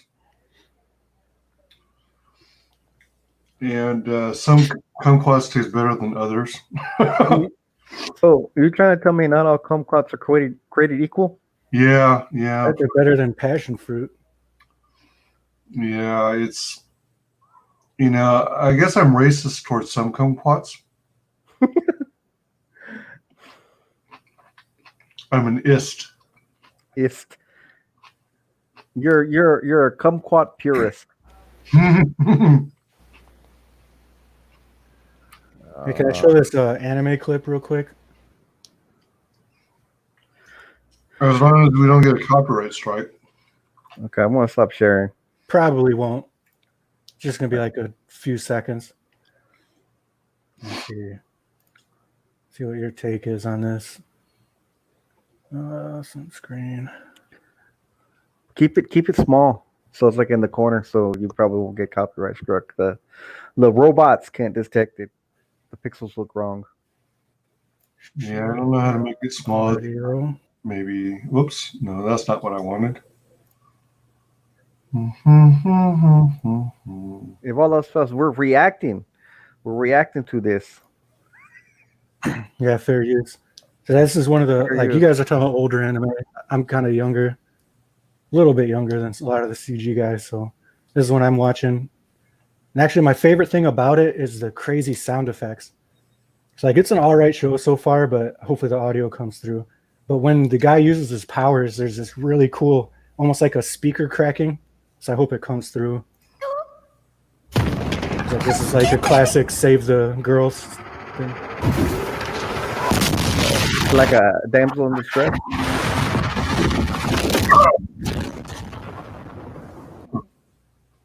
So yeah, that was it. Should be safe. But yeah, I just can't get over like that sound effect. And it's whenever they're using their fire powers, they had these. There's almost like a laser type sound when he kicks, and like that weird backdraft explosion effect. Oh. So there's this anime called Plastic Little: The Adventures of Captain Tita, Tita. I don't think I've heard of it. Okay, it's an older one, but I know both of you guys know what Ghostbusters are, right? Yeah. Okay. The company that did the original real Ghostbusters cartoon, I think, are responsible for Plastic Little because the sound of a proton pack from the real Ghostbusters, that spin up sound that the proton pack makes, you can hear it in Plastic Little when one of the enemy ships start spinning up their weapons. It makes the same proton pack sound. I thought that was kind of fascinating. ¿Qué quieres? What do you want? My dog is in front of me staring at me. Did you ever see how they did the sound effects for the lasers in all the Star Wars films? Yeah, hitting cables with wrenches. Yeah, hitting like electrical wires. Yeah. It's outside next to the street with like a wrench, smacking it. Yeah, smacking it, recording. Oh, I've seen that. Good. In the old kung fu movies, they would slap celery stalks onto a rock to do the punching effects. I've seen a documentary. Oh, so like a big bundle of celery stalks, and they'd smack a rock next to a microphone. You know the raptor noises in Jurassic Park, the original one. It sounds like they're coughing. They're goo goo or whatever noise. Mm-hmm. That's turtles having sex. I've seen the video of the one turtle humping that shoe, and it's kind of tragic but funny at the same time. The noises it makes. Yeah, because he's doing that. Yeah. And that poor turtle's in love. He thinks that's the love of his life. And just people are just laughing at his misfortune. It's like a tragic story, tragic love tale. Maybe I'm overthinking it. I overthink everything. Yeah, that's a good story. You should write it down. the tragedy of the turtle. That's how all my Docsville news stuff comes, is because I can't sleep. So like I just lay there thinking all the time. And like, my thoughts translate into dreams when I finally do go to sleep. So it leads to some crazy dreams. That last one I saw with Yellow Flash talking about Nasir, all I can think about is the scene from Batman v Superman: Dawn of Justice, where they have Flash travel back in time to give Bruce a message. That's all I'm thinking about. That's what Yellow Flash did. Yeah, on my old on my old channel, my old Twitter, I actually had a series of memes that basically told my whole story of the Doxville Swamp. And part of that story, which is literally just me waking up and like, oh shit, I'm going to tweet that out. But part of that was explaining how my frog is able to go into other comic book worlds, because I'd always Photoshop my frog into their comics. And it's because in Doxville Swamp, it's interdimensional, it's between dimensions. There's natural weather events called Doxville shifts. And what it does is it'll transport creatures to and from the swamp. So that scene where Yellow Flash teleported in, it was by mistake. Like, it's kind of like a strike of lightning. Just boom. So I had the zombie come in one time. I don't know if you've seen that one. I did for Adam Post, where the zombie comes in and my frog's like, I'm sick of this. And he pulls out a gun and shoots the zombie. He's like, back at College of the Dead today. We need to get an animation team and make a show that's kind of like Space Ghost Coast to Coast, but with your frog. Yeah, I actually had an offer a while back from one of the guys that does light animations. But he said that a friend of his was going to school for animation and he was trying to get us to work together. This is a while ago, though. I thought it'd be pretty cool to do eventually. Something like, but then now you got, what's his face doing those videos are awesome. Camel Moon? Yeah, Camel Moon. Yeah, that's kind of like, it's basically what my Doxville news posts basically been like. It's just something I accidentally created because on Twitter you can only post 4 pictures. So I translated that into a 4-panel comic. So like that when Yellow Flash teleported in, I'm using those 4 images that lets you upload that you can scroll through like a comic book format. Tells a little short story advertisement. All right, I'll be right back, guys. All right. It was called Docs. Wait, I'm still sharing my screen. Let me see. How do I stop this? Yeah, the Doxville News is the name of my news studio. Is it still on the internet? Is it still available through Twitter? Yeah, that's what sucks is because I had it all posted and hashtagged on my old Twitter account. So if you went to hashtag Doxville News, you could see all my old posts. But when they nuked my account, for the dumbest reason, all that's gone now. But I still have the images saved, so sometimes I re-upload it. Like the other day, I re-uploaded the Yellow Flash one because that was from a Ethan Van Sciver stream. Ethan Van Sciver was streaming with Nasser and a few of the other guys. And Yellow Flash popped in, and Ethan's like, "What's up, Flash?" Yellow Flash is like, "I just came on here to tell you guys that Nasser's a bitch." They just started going off on Nasser. Oh yeah, that stream. Oh man, that was crazy. And then that right away, I instantly was like, "That's a Doxville News clip." So I tweeted out like, "Yellow Flash is invading everybody's streams. He even invaded Doxville News." So then it shows him show up like, "Fuck Nasser," and then my frog's like, "Oh my god!" Like I can try to pull one up real quick. I gotta figure out how to find shit. I'm trying to find it.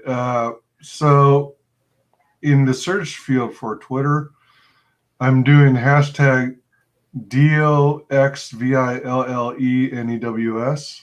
Yeah, they'd be all nuked though, because that was my account that got nuked. Oh, okay. So it's not going to be searchable for anymore. Yeah, because this account's only been around for a few months. Because this account that I'm using now is actually it was my okay, it's weird to say a LARPing account besides my LARPing account, but I was pretending to be a woman for a little bit, like as a meme, but then it got weird, so I got rid of it. Because there's a character in Doxville News called Joanna Frago, and I made a picture about it. Oh. It's kind of a meme.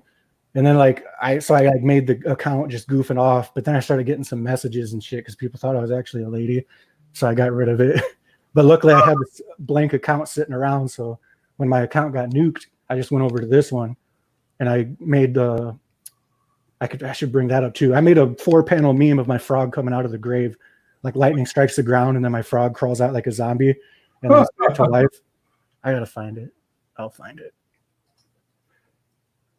and then I can show you. That was real cool, and I had them all together. It's accidentally created this whole like world, that could be a cool comic someday. I've got some minor plans for it, maybe an ash can type thing. Do you do real life LARPing? No, I never like I've never even used Twitter up until a year ago. Like I'm new to Twitter. Like I'm kind of just like a regular dude in the cornfield. Well, you got there's like LARPing where you've got historical recreations from old wars.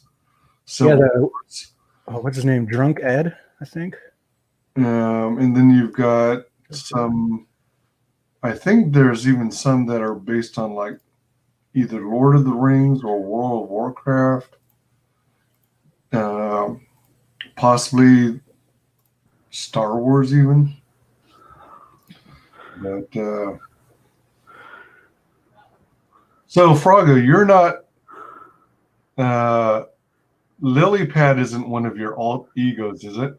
No, that's actually a friend of mine I met through anime Twitter, and I was talking to her, and she said she wanted to kind of follow some of my comic stuff because she doesn't know much about it, and she asked if I cared if she made an alt account for the Froggo cult. So yeah, she made that. That's why sometimes when she comments, she kind of is like a little, I don't really know what that means. It's fine. I'm back. I learned at my age you don't gamble on farts. What? God, I can't find it. Oh wait, here's a couple. Okay, yeah, I found some. I can share some. Nice. What are we sharing? Some of my Dogsville news things. I don't think WyzGyz has really seen any of them. Like I told you, my favorite so far was the one with yellow flash, because I was watching the stream when that happened, and he come in and he's like, "Why are we not going to talk about why not serious?" Blah blah blah, and I was like, "The fuck is going on?" I found an old one I made. It was around like Black Friday, and it was a meme I made, which was it was a little naughty.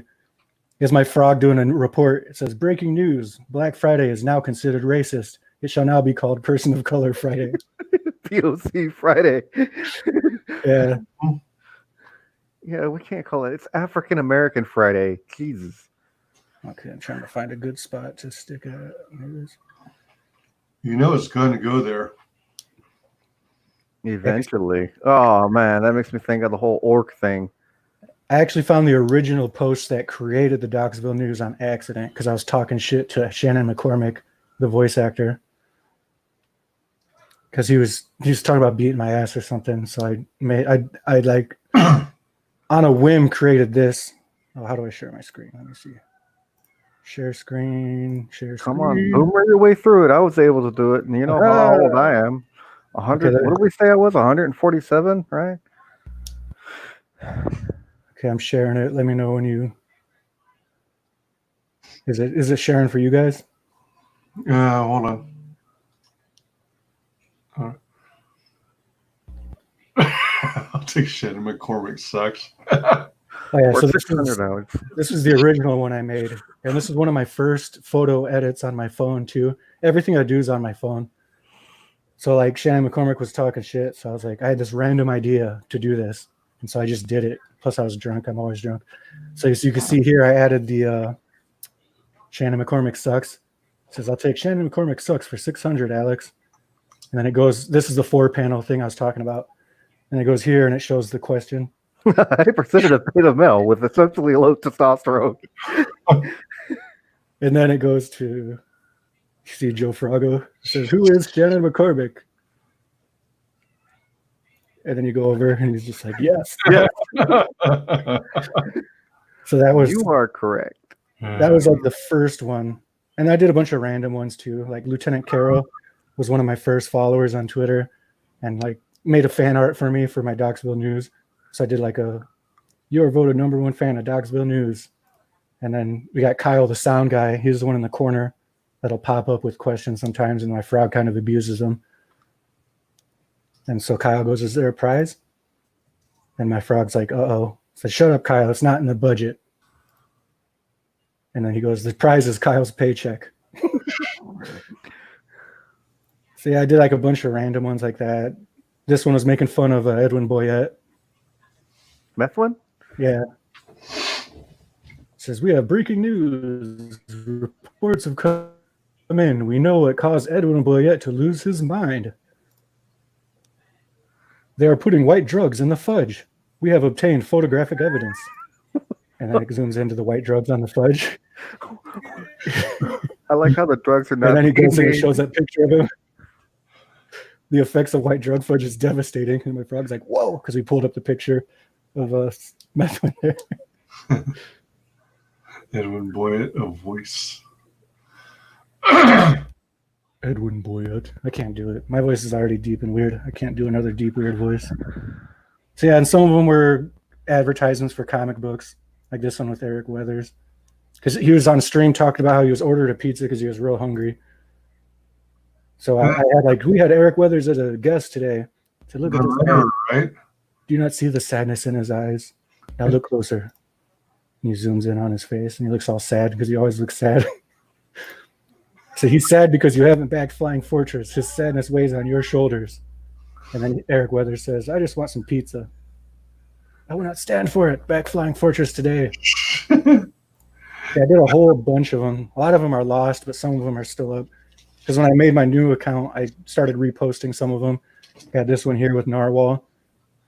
It's like a commercial for, you probably don't know this, but he had a stream where he was eating fried garlic. And he made a joke about having a cologne. So I made a fake commercial for his fake cologne.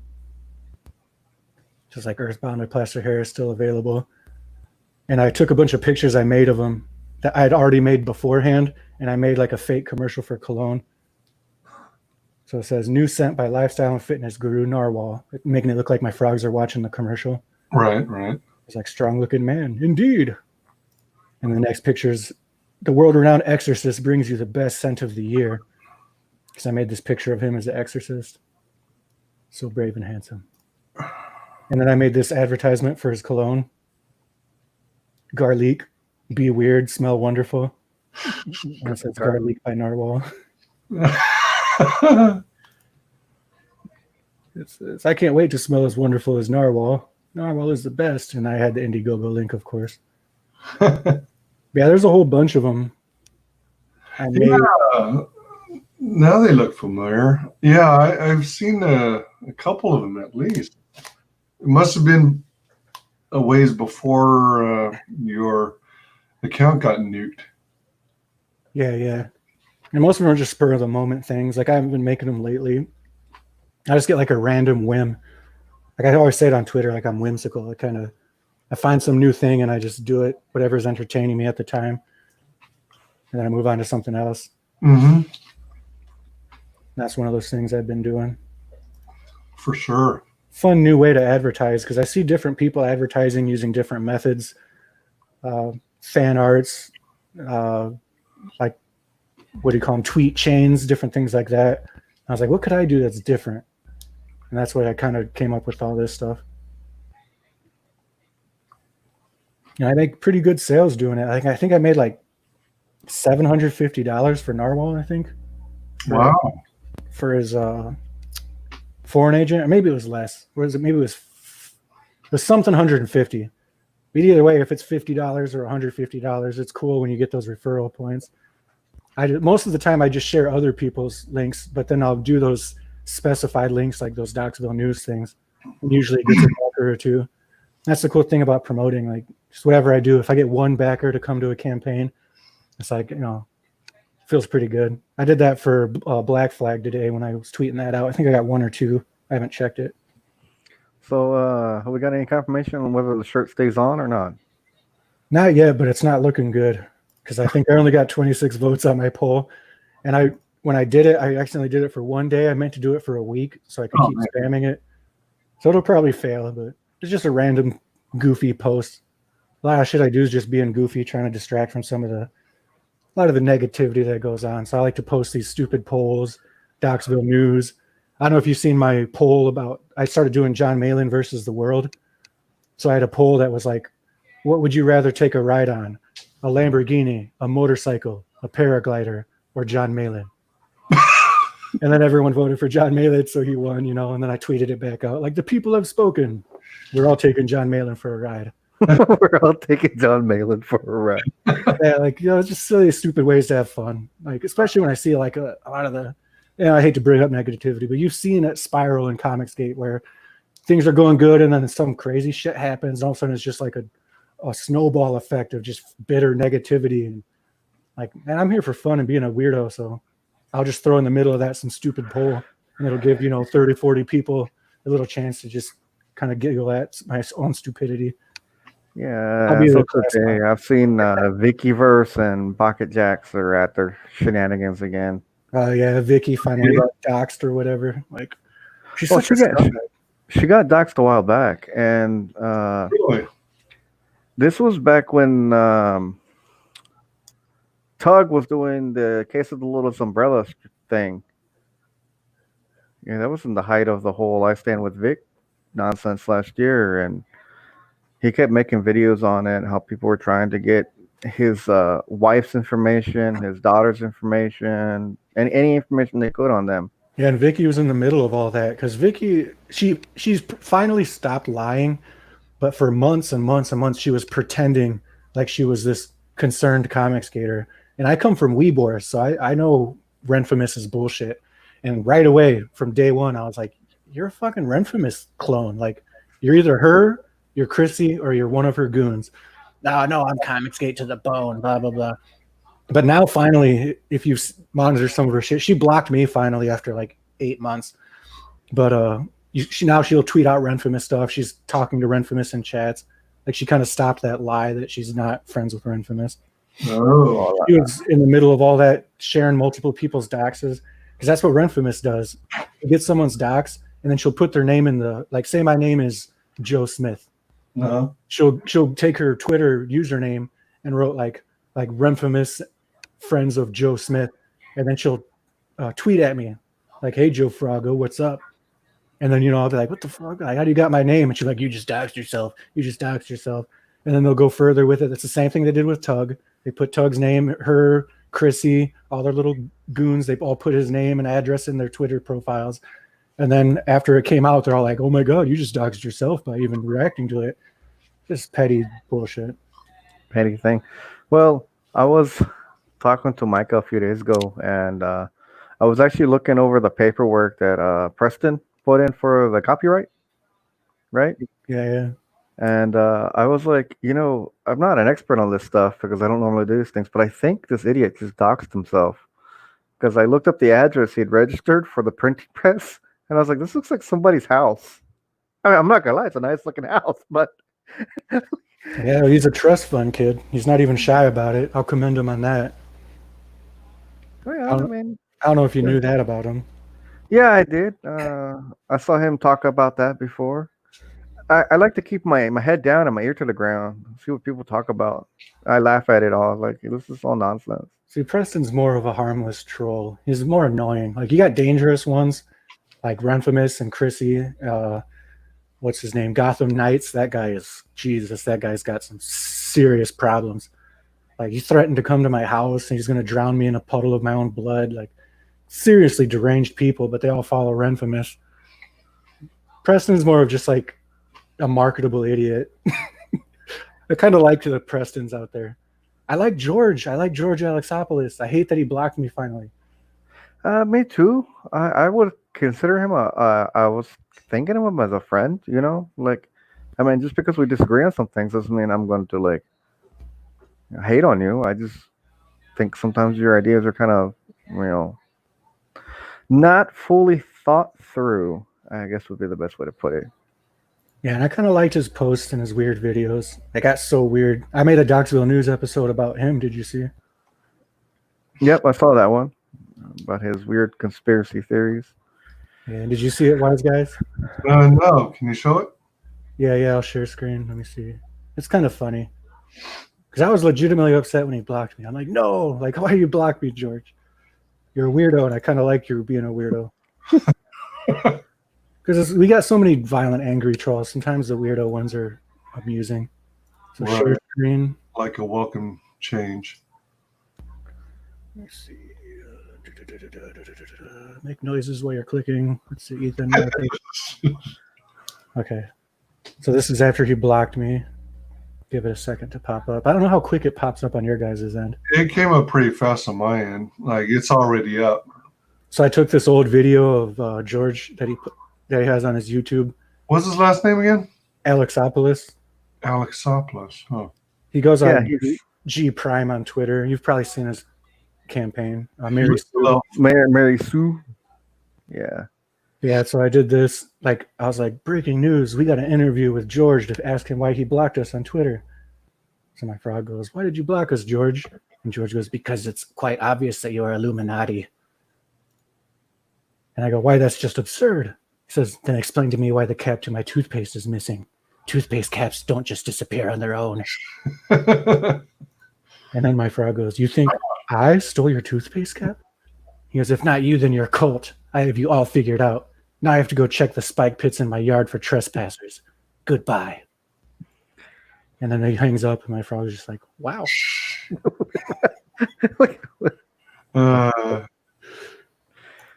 So that was a fun one.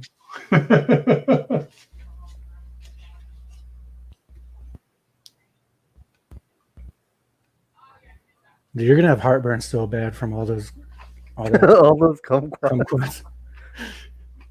Probably. I was kind of upset Ethan didn't eat them on stream because I had the same idea you had. Like, I was like, I'm gonna order these. Hopefully, have them in time for whenever they do the live stream. It would have been cool if you would have invited like 5 guests on that were also eating them. I was gonna do it. I would have ate my shitty passion fruits while you guys ate your delicious kumquats. But it never happened. He ate them. He maybe didn't eat them. Kumquat gate. It's a conspiracy now. Yeah, I know. Did Ethan eat the kumquats? Yeah. Video Inquiring minds want to know. Start bothering him with it like the weirdos on Twitter do. Tell us the truth, Ethan. You commanded war campaign to eat your kumquats. Yeah, do you see the thing about that went on for a little bit about the mayonnaise removing the ink off the ribbit coin? Yeah, Yeah. I never watched that video or whatever, but Yeah, I did. You know what it looked like to me? It looked like he glued a piece of paper he printed out onto like a 50-cent piece or like a quarter or something, and it rubbed mayonnaise on it. Like, where do you come up with the idea to rub mayonnaise on something to prove it's fake? yeah, like I should take one of their comics and rub mayonnaise all over it. That'd be a fun video. Like, we take one of Preston's. I should order one of his. I ordered Deadbeats. I haven't said it publicly yet, but I ordered it. I've already read it, by the way. wasn't that like Mags's book or? It's a Renfrew, Mags, Renfrew. There's like 40. Yeah, like You know 40 who else wrote for that book? Daniel Kibblesmith, the creator of the New Warriors. Oh my gosh. He's got a story in it. I actually read the whole book already. You did? Yeah, because War Campaign got a hold of somebody leaked the the Dropbox for it. Really? So we all read it. Ro Kabir, he read through some of it on one of their live streams. But yeah, I read the whole thing digitally, and like I like to look at everything. Like if I get Preston Poulter's book and it's good, I'll read it and I'll tell you, like, yeah, it's actually a good book. George Alexopoulos, I really wanted to back Mary Sue. I promoted it, but I hadn't backed it yet before he got real weird, and so I didn't end up backing him. But I did think it looked good. I did read it as well, and it sucks. Go ahead. The Deadbeats, yeah, it's just so weird. Like, it had 40 plus pros working on it, and Renfrew marketed it as being this War Campaign destroyer, that she was going to show Comics Gate how it's done, and you guys' books aren't going to be in kids' hands or in shops. You guys don't know what you're doing. I would not let my 15-year-old read this comic book. It's degenerate. The art's bad. It's like a collection of short stories that's supposed to be horror. One of them was okay, and it was about this dude getting an interview, and he talked about he made some deal with the devil to get be able to be this rock star. But the story ends with him talking about having to eat people. I don't know. By the end of the story, the reporter's like, I feel dizzy or whatever. And he's like, oh, it's time to eat. Like, okay, he's the one in the story that he was telling. That one was okay. But the rest of them are just weird, like out of place. It kind of jumps back and forth between the transition of the lady that's working in the record shop. Just poorly executed. And as much shit as she talks about Comicsgate art, like, there was a lot of problems. with the art in this book, and there's just random degeneracy. There's like 4 of the stories that are on drugs and having sex. Wow. So I was talking about how, you know, getting books in kids' hands. Like in the first story, the chick like bangs this dude to get secret access to this tomb with like this ancient flute, and then she plays the flute, and then she gets killed by this beast. And it was just like, you just had like a 4-page book with this chick talking about, because the chick was like, I'm a lesbian, I don't need no man type shit. And then the next page, it shows her getting plowed by this like guard. And she's like, hurry up and finish already. I got work to do. And then it goes to her in the tomb and she plays the flute and dies. Shit, like it's so terribly done. I just had to buy it for the memes and probably do a video. But I got it from Amazon. I wasn't going to back that product. I don't want them having my address, any of those people. But you found it on Amazon? Yeah, somebody sent me the link for the Amazon, which is it's ran by some publishing group. I don't know. I felt pretty safe buying it. I don't even remember what I paid, like $15 or something. I was wondering if it was like somebody who previously bought it and just didn't like it, so they tried to resell it as a used book. Yeah, that's what I was planning on doing initially, but then I was talking to someone else about how terrible it was, and I said, but I do want to own it for the laughs.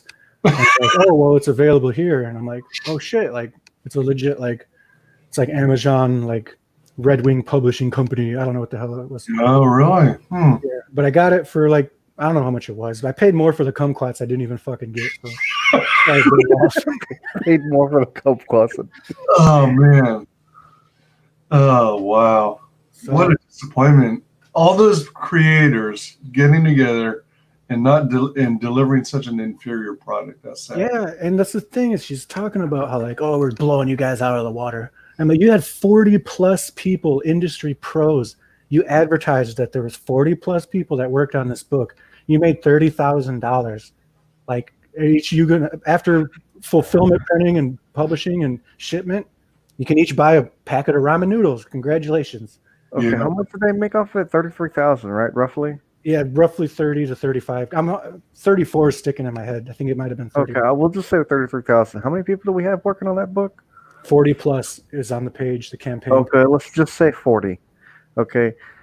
Each one of them, without taking into consideration the cost it took to print it, to pay for everything, to advertise and stuff, each one made at $825. Jeez. Yep. Man. And a lot of these people that worked on that book are ones that regularly talked so much shit about Comicsgate, about the art, about the stories, about the writing. And Remfamous' story in there was pretty stupid too. Like the art was kind of sloppy. Because I've gotten Comicsgate books where the art, some of it like it has, like not to talk, like some of it is like obviously not everyone's going to be able to draw like Rob Willis is what I'm trying to say. Mm-hmm. But like as much shit as they talk about Comicsgate, I've never gotten a Comicsgate book with some of the pitfalls that book had with the art and the random degeneracy. Like the rags part, if I'm not mistaken, or wait, not rags, mags. So Visaggio's, if I'm not mistaken, was the story with the weird dude. And I think it was a shot at Nick Rekieta because it was like this drug dealer raccoon named Slick Nick. And there's 2 like children walking by, like 9-year-old kids. And the raccoon's like, hey, you guys want to smoke some weed or something like that? And the kids go like, shut the fuck up. We want the hard drugs. We want some heroin. And he's like, what's your problem? Like, you're not supposed to want heroin. And why am I telling this story? Like, I'm a weird cartoon and I'm spoken this. I don't know. It was weird. And then at the end of it, the kids were like, we're not going to be part of your establishment agenda or some weird shit. And then it was the end of it.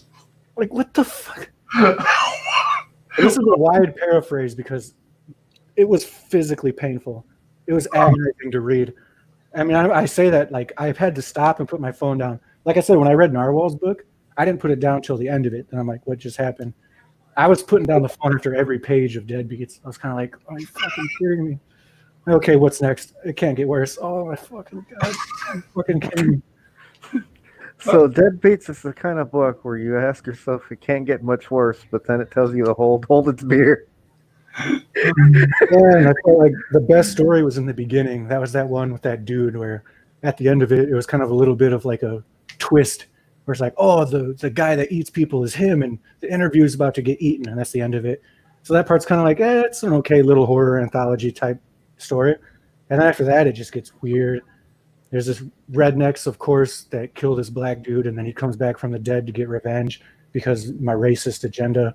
You know what I mean? And in that story, when the dude comes back to kill the rednecks, freaking Old Town, or what's it called? Old Town Road. You know what I'm talking about? Yeah. Nas? Take my horse to the Old Town Road. That song's playing in the background. Okay. So they got the text for that song playing. Oh, wow. As he kills the rednecks to get revenge because they're racist. Oh, my gosh. Oh, boy. It's just another agenda-driven pamphlet with questionable art and just not good stories. How many pages was that book? Too many. Too many. With so many people involved, was it roughly, from what you could tell, roughly a 50-50 mix of, I'd say 50 to 80, and that's just guessing because my story writers? You ever had a traumatic event and you forget stuff because your brain's like trying to save you? Trying to forget it. That's what happened with reading that book. Uh, But yeah, like each story was like 4 to 7 pages, maybe. Really weird. It's an experience to read though, so I bought it. Are you So planning on reviewing it on your channel? I'm gonna have to now that I have a YouTube channel. Yeah. Are you trying to tell me that this book gave you brain damage? Oh, 100%. I didn't think any more damage could be done. And this easily worse than the pesticides that you just ate, WyzGyz. Yeah. This book was worse than the pesticides. Oh, geez. He's not WyzGyz anymore. He is now Agent Kumquat. Yeah. Speaking of which, Oh, you finished them? yeah, You're not seeing anything weird? No hallucinations? not yet, but I know I'm going to be paying for it later. No urges to drink deer urine. Oh no, not yet, but maybe later. Maybe later. Yeah. I can't believe you asked me to elaborate on the deer urine thing. While we're on the poop subject again, like I feel like that's going to be a very strange bathroom visit when it comes to 2 pounds of kumquats. Yeah, I mean, once it, yeah, I finally managed to finish it. I almost, I contemplated a couple times whether to give up, but I just pushed through it because I know I wanted to finish them off. I like it when I do get those bursts of sweetness from the kumquat, but there's such a heavy bitterness to it that I don't like. That was the pesticides. Yeah, oh yeah, that's a good point. I may be wrongly knocking the flavor of the kumquats. Blaming it on them instead of the pesticides. Oh. Did you just literally blow WyzGyz's brain right now? Oh my gosh. Yeah. Fade Salvation said he'll hop in to say hi. Yeah. Bring him up. Get people more stream experience. Yeah, come on, this is a learning experience. I'm getting the hang of these things because I've been on a couple of streams. Nice. I'm gonna go pee real quick, and I'm not gonna drink it or smell it to get high. I sure hope not. See, the beer thing, it tripped me out because the way I learned about it was that I was researching coffee, okay? And there's this type of coffee bean where the jaguar eats the coffee bean and the people follow the jaguar around until it defecates the fucking coffee bean back out. I heard about that one. Yeah. Right. And this is like some of the best coffee in the world because it ferments in the stomach of the jaguar. Well, it was I think they're natives that would do this, like Native Americans that were following these deers around, and they would wait for them to eat this. Like, I don't know if it was a mushroom or something, but it was something that causes a psychotropic effect, and they would wait for it. Like you said, it would ferment in the belly of the deer and go through all the intestines of the deer, and when they piss it out, they would have the bowl waiting to collect it and then drink it straight from the deer. And I'm like, that sounds absolutely disgusting, but the results seem fantastic. Yeah, I mean, things arouse my curiosity, so I must know. Yeah, you seem like me. I have to know why. Why are you doing these things? Why? Why? Oh, that makes so much sense. It doesn't make it any less disgusting, but it makes sense. I understand now. Oh my gosh, yeah. Oh, crazy. Do you happen to remember the name of that particular coffee? The coffee, no, but I could probably Google it real quick because I'm at the computer, Hmm. and I gotta find out what that deer drug is. We're looking for the. Hello, testing. We Hey got, guys, how are you? I'm doing good. How are you guys? Good. It's Mechagodzilla! uh, Mechagohira! Where yeah, this is my first time doing this, so I was trying to make sure I didn't boomer it up like Froggo there. Welcome. Uh, Uh, so, how you guys doing? we're doing all right. I'm kind of in a kumquat coma. Yeah, I saw you empty that box there. Yeah, I'm kind of proud of that, but I'm not looking forward to what happens later. Well, just be careful of those pink elephants, you know. Oh yeah, I know. I didn't factor that into the equation. My goodness. Yeah, I'll be high as a kite like Dumbo before you know it. Yeah. At least I'm not sniffing deer urine. Yeah.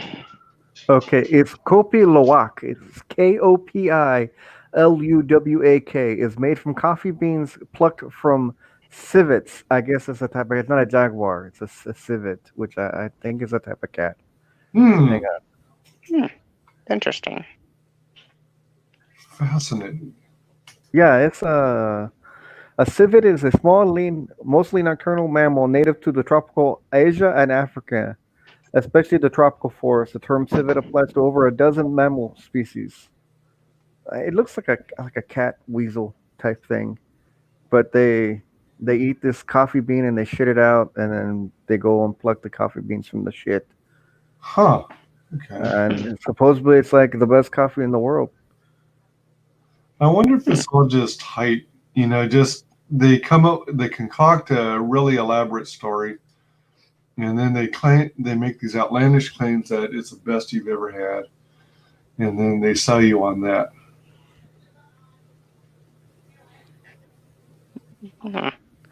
Don't know on that. Where? Okay, there it is. So, what are you up to, Fades? Nothing really. I'm just kind of relaxing here, so. Cool. Right on. Have you hopped on? Have you been watching any streams today? I watched a few. I watched Shades a little bit, and hold on.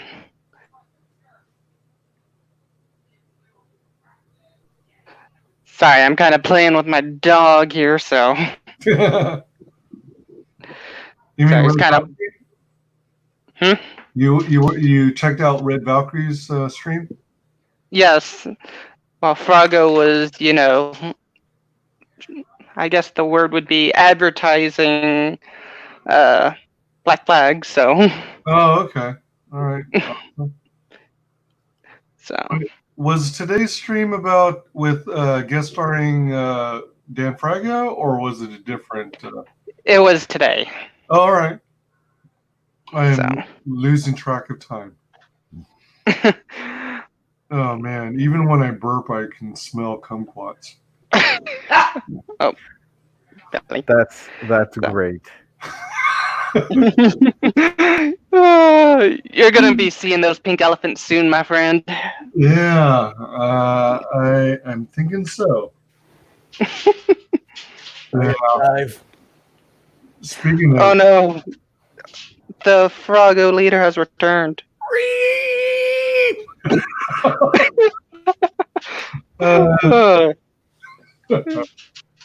Dude, I drink like 10 of these lady beers, and they're not really working. well, 10. 10. You had 10 today? No, I lied. There's 3 more I didn't see. What the All right. Bonus Froggo, beer. if you freaking drink 10, then I've drinking 20 sodas. So Yeah, you're probably as drunk as I am right now with these. It's 8 that I drink actually. no, I wouldn't be drunk. I'd be freaking bouncing off the walls Yeah, there's a lot of sugar in a in padded that room. too. Just lucky I'm plus sized, so it's. So am I, but you don't see me freaking drinking 10 beers. You are not plus size. You're like cut. No, I wouldn't say cut. I used to be. I'm 6'2" and 220 now, though. 6'2" and 220? Well, hell, that's nothing. You're not. You beat me, so. I'm 5'11" and 215. Jeez. Oh, Beautiful. lovely. Yeah. I give it a 7 out of 10. Wait, I think I can smell it through the mic, you guys. Yeah, it smells like kumquats and I am 6 tacos, foot actually. and 230 pounds. What was that? A 6 foot, 230 pounds. Oh, wow. That I is used so to crazy. I used to be 240, Dang. but I'm losing weight. Nice. Here.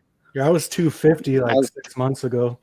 Then I dropped down to 210, and then now I hurt my back, so I'm gaining it back. And I'm drinking all these lady beers, and that's not helping. That sucks. The injury, anyway. By the way, Froggo, how's your ass doing? You know, with the tennis balls and everything? Just massaging the shit out of it. Oh, that's gross, man. A two-way treat. I get to play with my butt, and it feels good.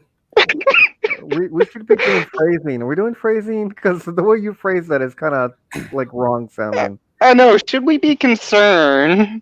That you have to massage the shit out of your ass. Yeah. No, I was at work. I got one of the tennis balls at work, so I put the ball on the wall, and then hold on a second. I can imagine you like scratching, like a bear scratching its back on a tree, but you're doing it with a tennis ball and your posterior. Actually, Yeah, like- since this is Froggo we were talking about, I can imagine a frog scratching his back. Yeah, that's what it was like, because you put the ball on the wall, and then you just like push your butt cheek against it, and you kind of move a little bit side to side sensually, and it massages that nerve, and it feels good. My coworker walked up, and I was sitting there just rubbing my ass on the wall. I got the bitch I can't scratch. Just leave me alone. Now, my coworkers are weirder than me, so he understood. He likes to drive around singing about how he eats butt. Like he sings songs about it all the time. Oh, he must be a young man, because I know the youngsters like the ass like it's Well, he's older than Muffin me, but we're all weirdos. It's like there'll be a song on the radio, and he'll change the lyric to being about eating butt. Or... eating butt. Okay. There's one song know, that I was hilarious because he was singing it, and he changed the lyric to being like yeah, big boners, and then the lyric after that was like, I love it, and he was like so perfect. And I don't know, maybe I'm just dumb, but we were laughing about it for like 3 days. For 3 days. Such degeneracy. Yes. I blame my coworkers for being bad influences on me. I'm just a baby. They're all older than me. They turned me into this monster. Obviously, yeah. Yeah, just shift the blame on the coworkers. That always works. Mm-hmm. Oh man, massaging the shit out of it. all I can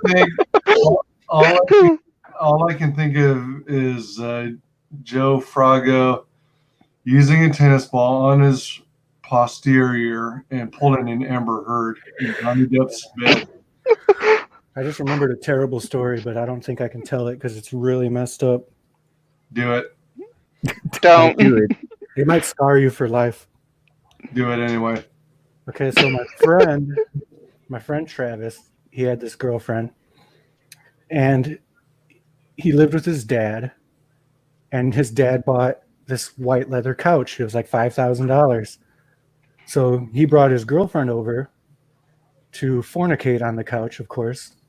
his dad's white leather couch, and he decided to take the rear entrance, and some poop came out and stained the white leather couch. And he blamed the dog, and his dad shot the dog over that. Fucked up, dude. It's so messed up. Damn. That poor dog. It's a true story. That's freaking almost like Old Yeller. Oh, that is bad. I told you, I warned you, man. I got some fucked up stories. I read Deadbeats, and it was worse than that story. Yeah, I've had the fortune of not reading that, so. Oh, man. Well, thanks for taking one for the team, Joe. And no kidding. instead of us having to suffer through it. Yeah. I wonder how he felt about the dog upon the dog taking the hit for. Oh, jeez. He was real messed up about it too. Like, he told us the story. He was really drunk and he was crying. It was one of those weepy stories. He's like, I gotta admit something to you guys. It's really messed up. And he's all really drunk and he told us that story.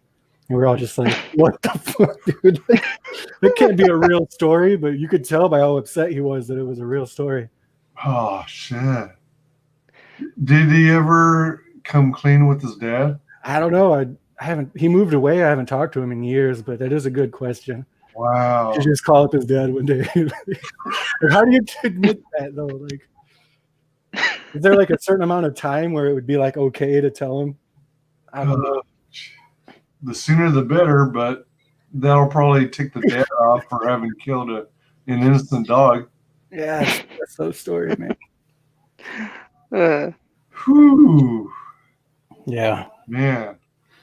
turned heavy real fast. Yeah. Went to lighthearted to deep emotional shit right there. Went from massaging poop out of a butt to. Why do all these streams I end up on always end up going to shit? It's the last one did too. Really, I was talking Because about. it's all guys streaming. What do you expect? It's because WyzGyz ate them Kumquats pesticide. Now he's hallucinating. We're not even here. We're all part of the population. I mean, we're all probably just pink elephants to you, huh? Yeah. Hanging out with the graded 0.5 team, Piper's not a man, and it still goes to poop too. Pippert. You're talking to a frog in a clone trooper outfit shooting a laser gun. Actually made that picture too. I started off as just a clone trooper, but I added the laser effect. I added the light flare coming out of the laser, and then I added the color effect in the background, and of course my frog head. Cool. You seem like... Oh, I'll hold off. That frog head is everywhere. All over the Yep. Anyway, Froggo, you seem to be like... Your picture seems to be like something out of a space weed trip there. Yeah, that's how most of my stuff ends up. It just kind of happens. I like the coloration over it. It makes me feel like I'm back on acid. Like that rainbow effect. Oh, wait, not that. Almost none of it's planned either. It just kind of like that one wasn't. I just started. Well, I went through this phase where I started putting my frog head on, or not just my frog head, other people's heads on various action figures, and made some real cool effects. Like I made a thumbnail for that umbrella guy and Tug. I could probably bring that one up. Yeah, I'll look for that if you guys talk about poop in the background or something. Well, I was actually thinking about. Actually, I'll change it from poop. How about that? A few days ago, they had that thing on Twitter where people were adding up their totals on the drugs they've done in life, and everybody was like, "Oh, $30, $40, $66," and I was like, "Damn, those are rookie numbers." I did my math real quick, and I ended up like with $164. I was like, "Shit, I feel bad now."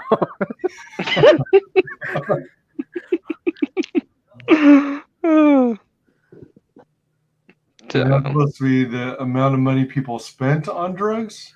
Well, no, what it was like for every drug you did, it'd give you a dollar amount, like $10 or $15, and you add it up, and people were coming up with like little rinky dink, 44, 66, and I was like, 145 or something, 100. I forget exactly what the number was, and Man, the guy who posted it messaged me back and was like, "Jesus, dude, you're making the rest of us look bad."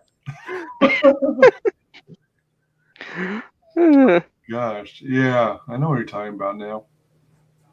Yeah, Yeah, it was Troy Vader is what he goes by now. He used to be Mr. Marvel, the creator of Juanpool. oh really? Oh, that's Yeah, cool. I'm always talking to him. We've become kind of decent friends over Twitter. He's one of my favorites. Oh yeah, speaking of which, hang on. Hmm. I can well, hang on. Let me do it this way, so I don't have to. I can just go straight to it, and I can share a screen. I can show you real quick, right? Yeah. Okay, boom, boom, boom. Like my early days when I came back to Twitter, I was like trying to get in hold of people and trying to show off my talent. So I got a hold of Troy, and I told him, "Hey, am I sending something to color?"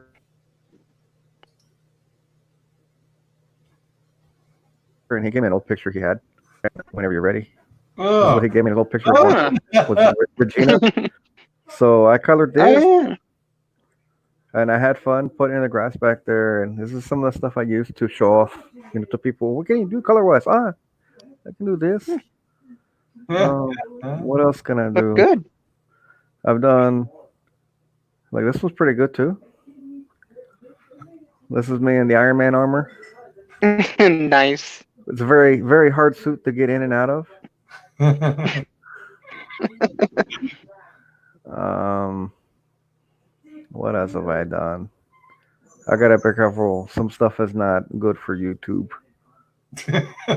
Isn't Um, that practically everything, unfortunately? these days, yeah, everything. yeah. Oh, Mm. something dropped this book for me. I don't know if I should write any Oh, names in it. great. Uh-oh. Uh, what else can I show off? Um, this is a painting I did right here. Oh, nice, Darth Vader. Yeah, I did this 5 years ago, according to this little number down here. So this is a painting. Hmm. It almost Yeah. looks like chalk. This is all done in Photoshop. I think what I did is I added a layer of like a noise layer over it. That's what's giving it that chalky look to it. And that's Mm. what you're looking at. Oh, That is A so lot nice.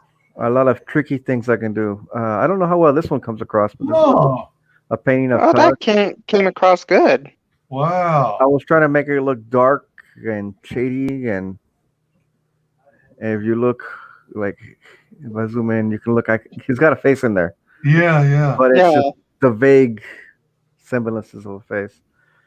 yeah. I did this guy here. This is another digital painting. Again, this is Skeletor. the other one was done with the noise layer. This one's actually the brush combined with the noise layer over it to give it that texture. Huh. That's why you see a bunch of little reds and green dots in there. And I was looking at a skull and I painted it. And I was like, oh, I don't want to just do a skull. Let me paint a purple hood on it and make a Skeletor real quick. Yeah. Nice. Yeah, looks good. What else? What else do I got in here?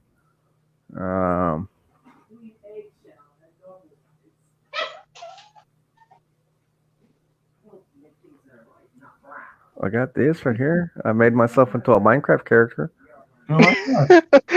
I swear to God, how Minecraft came back. Well, I've Thanks been to- playing Minecraft since before they added wolves.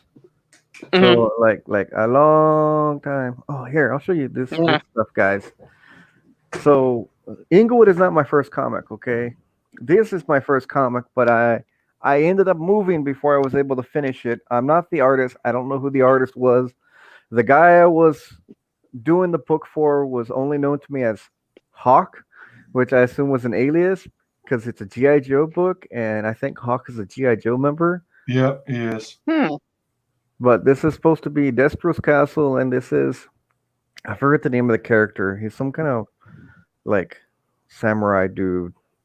and he's walking the long journey to the castle, Destro's castle, right? Not Snake Eyes though, right? Yeah. No, it's not Snake Eyes. No. And it's not Storm Shadow. Does this help? He's got like a samurai helmet on. Oh goodness. I have the name somewhere. You mean but- literally a samurai? I don't remember any samurai type characters in GI Joe. Well, I know he's a Joe because I had pictures of the figure. That's where I got the colors from, these grays and the browns and stuff like that. And I ended up trying to do what I could with the line work. I don't think the line work is the best.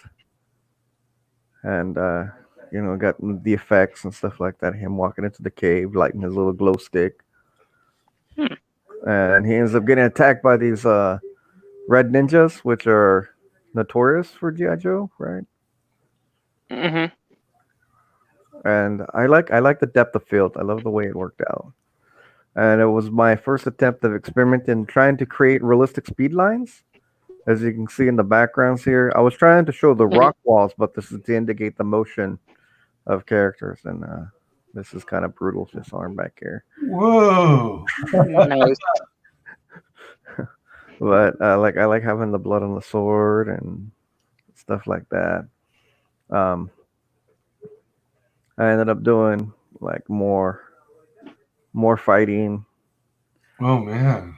faces and Damn. blood splatters and stuff, and Ooh. then that's it. These are the last 2 pages I never finished. They got some other colorist to finish the book off, and he did his best. He tried. Huh. What else? So did you get paid for your time, or was it? No, it was. I was doing it for the clout, I guess. Oh, check that out. Yeah, this is That's one of my characters from the story I'm working on. ah. Let me check the folder real quick. So you're working on an original project now? Yeah.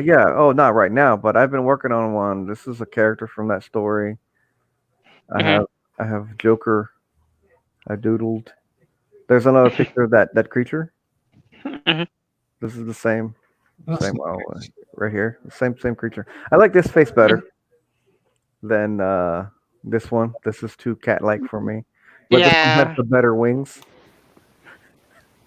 Yeah. I'm liking the I wing. do have all these characters you see, like this right here, this guy, all these people. This is the main character, and this is his son, which isn't born yet. Well, in the storyline, if it was like modern day, his son would be 20 now, but the story takes place in 1999, and this is his father. So I was trying to show like the bloodline. Oh, okay. All right. This is another character. Again, I like Michael Turner and I like J. Scott Campbell. I think they're good and talented artists, but I hate the fact they draw the same face on everybody. So I was trying very hard to make like everybody look different, distinct facial features and everything. Yeah. Everybody is it's the same guy, Quinn. This is his brother, Justin. This is a girl I keep fiddling with. I keep trying to figure out what she's supposed to look like. Her name is Katrina. This is Kim, Latoya, Mariah, Mary, Robin. Robin, I'll show some interesting things off because she's the only one that actually has a body. And I was trying to make like everything is a raindrop shape. You see all these little drops. Okay. Because she ends up controlling water. Even her hair is an upside down raindrop. Oh, all right. Yeah, I see that. Okay, even her nose shape is a raindrop. It's just a drop. Her eyes are raindrops. Everything is water based. Pretty cool. This is her twin sister, which again I had to keep that raindrop shape because it's a twin sister. This is Sandra. This is I think this is Sean. This is Tidro. This is another thing. You notice my black characters are not shaded in gray to indicate that they have dark skin. I just left them white so everybody looks the same. All right. I think I have some colored, but not. I don't think they're in here. I'm just pulling things out right here. Here's another picture of Katrina, right here. Oh. These are the super suits they get to get superpowers. Oh, nice. I think that's it. That's all I got. Yeah, I was trying to set it up so I could share, because on the last stream, people were asking me to share some of my frog or some of my edited pictures, but I didn't have any on the computer. I was trying to save them on this computer, but I'm a boomer and they won't freaking load for some reason. But I can share them by doxing the CashApp account. All right.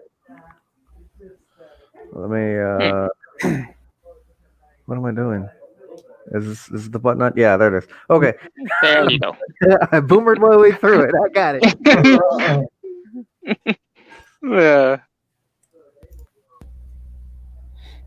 See, I just sent a bunch of images to my CashApp account. Wait a minute. Yeah. Yeah, I recommend. Wait, who's got the control now? Oh, I do. Like, Oh, okay. Like this account I'm on now was my alt account that I had as a joke. And then I got banned, so this account became my main. Now I got this other account, which I sort of made because I was drunk and pissed off, and I was whatever. I don't even know. I made this account, whatever. Melancholy Fisherman. I'll die. But yeah, this is some of the pictures I made. So this was actually an action figure. It was an advertisement for this Mandalorian action figure. So I changed it to the Mandalorian. Mandy. So I just sent a bunch of these random ones. This is one I did of Tug, which I took his daughter, and I took Yellow Flash, and I took Tug. So I had like a little picture. And this was the one that I made for Tug and Yellow Flash. They did a stream together, and this was this was 2 action figures. I actually used this again, which I'll show again in a second. But then this one was fun. This is Adam Post. He posted this picture of him back in the day when he was the president of some publishing company. So that if you ever hear people say President Post, it's kind of a meme. So I took his face. I was like, man, he looks like a rocker. And this is what his hair actually looked like too. So I didn't really change it. I just added his head. And I added all the weird, crazy effects because I'm drunk and I do all these weird shit. And sometimes it comes out looking cool. Yeah. And then this one is one I did of Roe Kabir on a Jefferson Starship album. It just works so perfect. Like it looks like it was meant to be there. That leg. Yeah. And then what's another? Oh yeah, this was another one I did for Tug. He just asked me, hey, can you? Sometimes I had requests from some people, and I was wondering, he's like, hey, can you try making me a couple like images? Or he asked if I could make a thumbnail image, and I said, all right, I got it. So I just made like 8 random ones and sent them to him, just for fun. I was trying to find the PewDiePie one I did for the quartering, but the quartering used that one too. I didn't see it. Oh, this was the one where I told you I was LARPing as a female frog as a joke. So this is the female frog. Great, you're ropey or from My Hero. Yep. So like it was a joke because one of the guys in the DM groups sent me a picture of this frog, this chick in a frog costume that was kind of sexy. And he's like, what does this make you feel like? I was like, it makes me feel pretty weird, but what does this make you feel like? And I sent this. So I made that alt account where I was joining. And the thing was I did the same thing. I was like, hey, handsome boys. I was like, you should all back this project. And I shared the link, and like 3 people backed it. And one guy was like, I don't know what this is, but I like it. And so I scrapped it because it got weird because I started getting DMs. People were like, hey, what do you like? You like anime? Like, you seem like I had dudes flirting with me in DM, so I scrapped that whole thing. So you started getting deep mix? Yeah. I did this with Peter Gilmore. This is Ray this is a Ray action figure. I just added the lens flare and some of the effects and then put a filter through it so it made it look all trippy. And this is Liam Gray as Guts from Berserk. So I just added his head and I think this was 3 different color filters. Because sometimes I'll do a color filter and I'll like delete the outsides and I'll run it through another color filter, and I'll delete the insides, and it leaves like these cool effects. And this was the other time I used it. I don't know if you've ever seen this. This is actually Edwin Boyette, but I made him bald. Oh. Oh yeah. Because on a stream, Rokabira was like, he's like, oh, fucking Methwin. He's always with his hair. He thinks he's so cocky with his hair. He's like, why don't you guys make him bald in Photoshop? And so I made him bald. But then I made this whole Doxville News. I added it to my Doxville News where I made up the story that this is Baldwin Boyette. And he, when Edwin turned evil and turned against us, he split from Edwin. So now you have Methwin Boyette and Baldwin Boyette, and this is the good twin. But I wrote this whole story about him where he's kind of senile and he wanders into the forest and he gets guided by another Doxville News character, this owl, and he ends up in Doxville Swamp. And this was a picture I made showing me and him hanging out. And then, of course, there was the Ronin period. This was when... the time you were samurai. Yeah, because Ethan kind of turned on us and was like, I'm going to ban everybody with war campaign. So everyone expected us to turn on Ethan, but we all said we'd never turn on Ethan. Worst case scenario, we'll become Ronin. So I made a whole bunch of Ronin memes. I made other characters too. Nice. So we were just, we kept doing the same thing. Then there was the Mafia period. There's Dan the Milkman. Oh, the father of the Dan Shire. Yep. So I made him The Shire cat. because all this stuff is birthed from accusations. Like people say we're a cult, then we become a cult. People say we're terrorists, we became meme terrorists. People said we're a mafia gang, and so we became a mafia gang. It just kind of happens. You might have seen this one on Tug's stream. He uses it for his intro. Oh yeah, I remember that one. Him getting arrested. This is actually my friends in real life for our fantasy football draft. I took this picture of all these gay dudes and I put some of our heads on it for our football draft. Great. And it worked so perfect, especially Zell. Like, and then I put the guy in the middle as my buddy Ryan. He's the whatever you call it, the league leader, whatever. I'm brain farting. Oh yeah, you might have seen this also on Adam Friended. His picture on that he was using was him like reaching. It was this dramatic, Adam Friended. He's kind of artsy. Uh-huh. But like he was talking about like, man, war campaign in these dildo memes. Someday someone's gonna dildo meme me. Hello. I got him first. I hear you. So yeah, We're all phasing out. Oh, but yeah, I did this because he's like, someone's gonna dildo meme me. I know it. So I got him first, and he shared this. He actually used this on a live stream also. Really? Yeah, this is just his original image. All I did was I added a lens flare, and I put the dildo on top of the lens flare. And then I added a lens flare on top of the dildo. And then I added some lens flares on the outside, which I learned give these rainbow effect that I use on a lot of them. And I ran it through a filter. So I made it look like he's like reaching for this like golden dildo. Did you already have pictures of rainbow dildos, or did you have to fabricate a rainbow dildo? I got basically one sticker because I do all this on my phone. So I got one sticker. I've used the same dildo in like 100 memes. I got it like pre-saved on my phone. Man, that thing needs to be washed, Yeah. sterilized. People be like, you guys are weird. You got 100 dildos saved on your phone. I'm like, excuse me, it's only one. It's the one we share. So this is another Ronin one. This is actually an action figure of Deadpool as like a samurai. And I took Casey Ozawa from War Campaign and I put his face on it. And then I added the straw hat. And then I added the effects. It turned out pretty cool. He liked it. Mhm.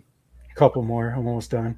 And this is also the infamous Yellow Flash when he invaded my stream. Oh, This is the interdimensional warrior Yellow Flash that I made. And I have this image cropped as well, was how I added it to my Doxville News. And I added it to this picture. There's actually 8 different pictures combined. 6 or 8, I can't remember, into this one image. Okay, can you guys hear me? Yeah, I can hear you. I can hear you. Yeah, for a little bit. Okay. And then there's Baldwin. This is the original Baldwin Boyette. So I took this picture of this bald dude and I just added Edwin's face and I just tried to blend it as good as I can from my phone. and it kind of turned out pretty good. Picture of a bald. It Yeah. looks like Mr. Clean guy. I know, like an old Mr. Clean. Yeah, it was just a stock, like what do you call it? Like pic stock. You know those stock images? Yeah. That's what this was, and I just added Edwin's face, and it just turned into many memes.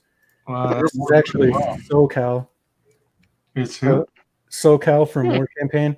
I turned him into a woman, and then I took the picture of him as a woman, and I added it onto this lady ninja. Also added these effects. It turned out pretty good. I mean, SoCal's pretty hot there. Yeah, I don't looks know pretty nice. about you turning people into women, man. That's not. Yeah, I'm beginning to question your sanity there, Froggo. Oh man, that should have been under question a long time ago. And this is one of my favorites. It's Mike Miller versus the Butthole Snake. So the story behind this is Cecil shared this picture of these degenerate comics he had, and this random comic with this dude like fighting the snake that's coming out of his butt. And I changed it into a "Hey Mike" meme. So the snake's coming out, and he's like, "Hey Mike," and then Mike's all offended. So he's got his box cutter and the Holy Bible with his logo on it. Uh-huh. I did see that one. What is the reference to the box cutter though? Oh, you didn't see that? There was a live stream that he did, and this was when Mike was kind of turning on Comicsgate, and people were giving him a hard time. And in a live stream, he was sitting there, and he's like, "I'm going to tell you guys a story." He's like, "You guys want to talk about Hey Mike? Hey Mike?" He's like, "Well, one time, he pulled out a box cutter and he opened it. He's like, one of my friends said, 'Mike, cut me, I dare you.' He's like, 'You know what?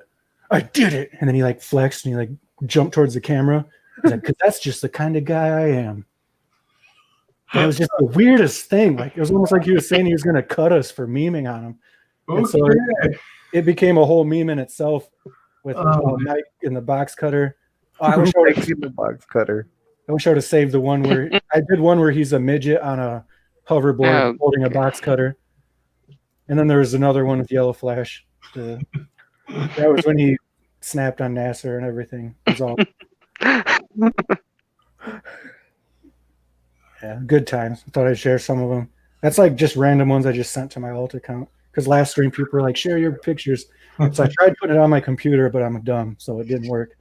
It keeps telling me I need to download a separate app in order to analyze my, because the picture is from like a fifth source, from my app to my phone to Twitter to my computer. Somewhere along the way, my computer is not reading it properly.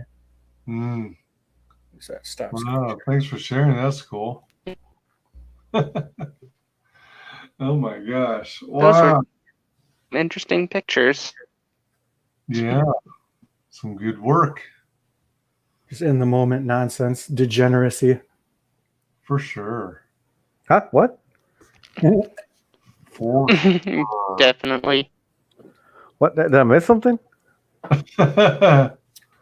No, we were just checking out some of Joe Froggo's masterpieces. I changed my avatar Yes. to a zombie. I think we all. I see that.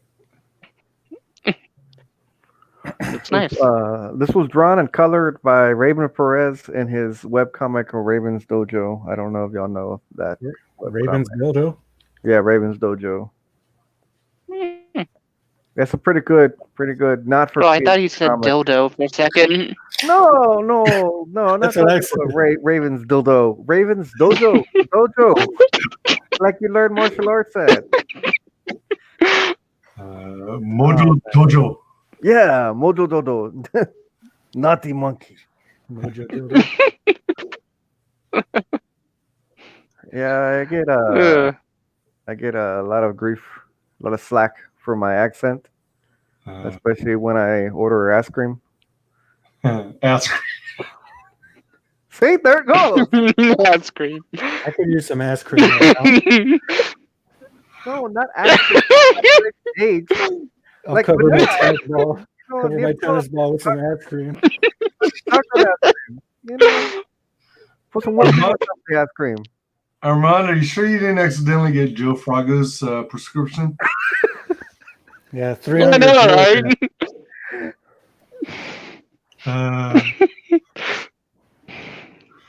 Oh my gosh, funny stuff.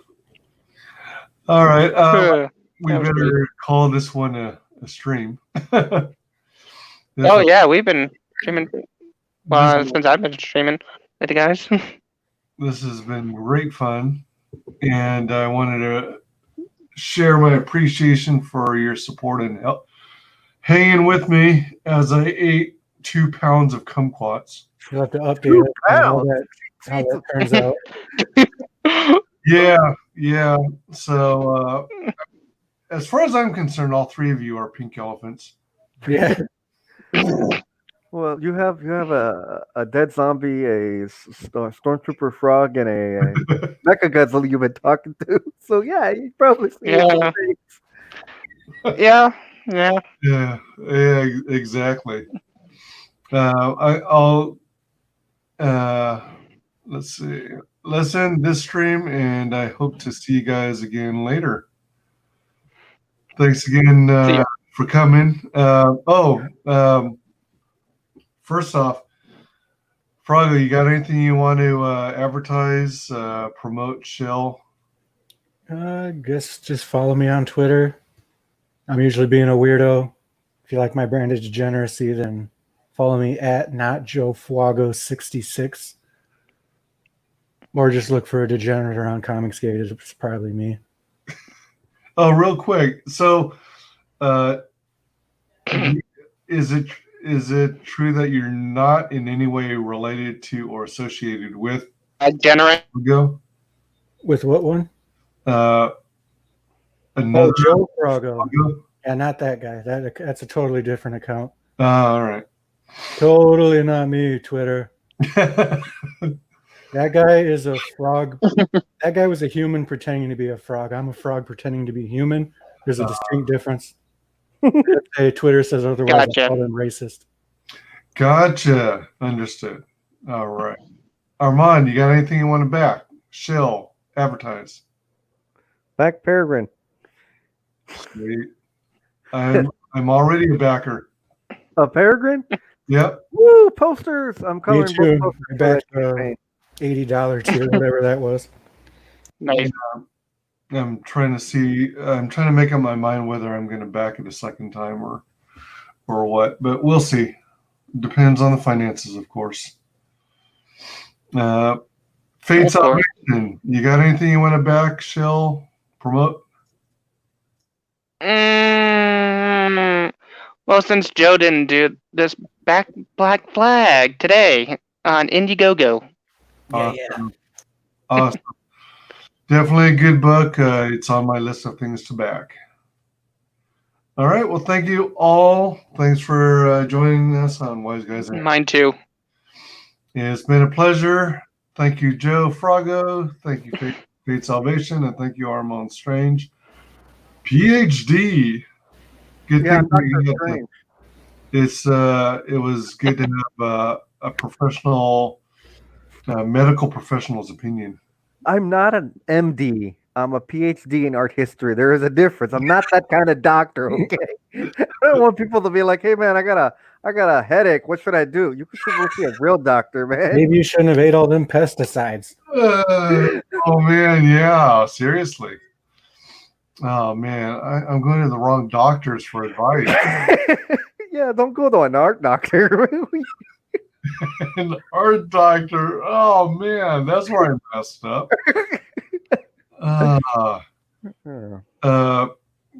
Can you tell me what my my poop spots represent? No, but if you have blood or your feces looks black, you need to seek medical attention right away. But not till after you post it online. Tell your friends. Yeah, we're gonna need a kumquat update. For sure.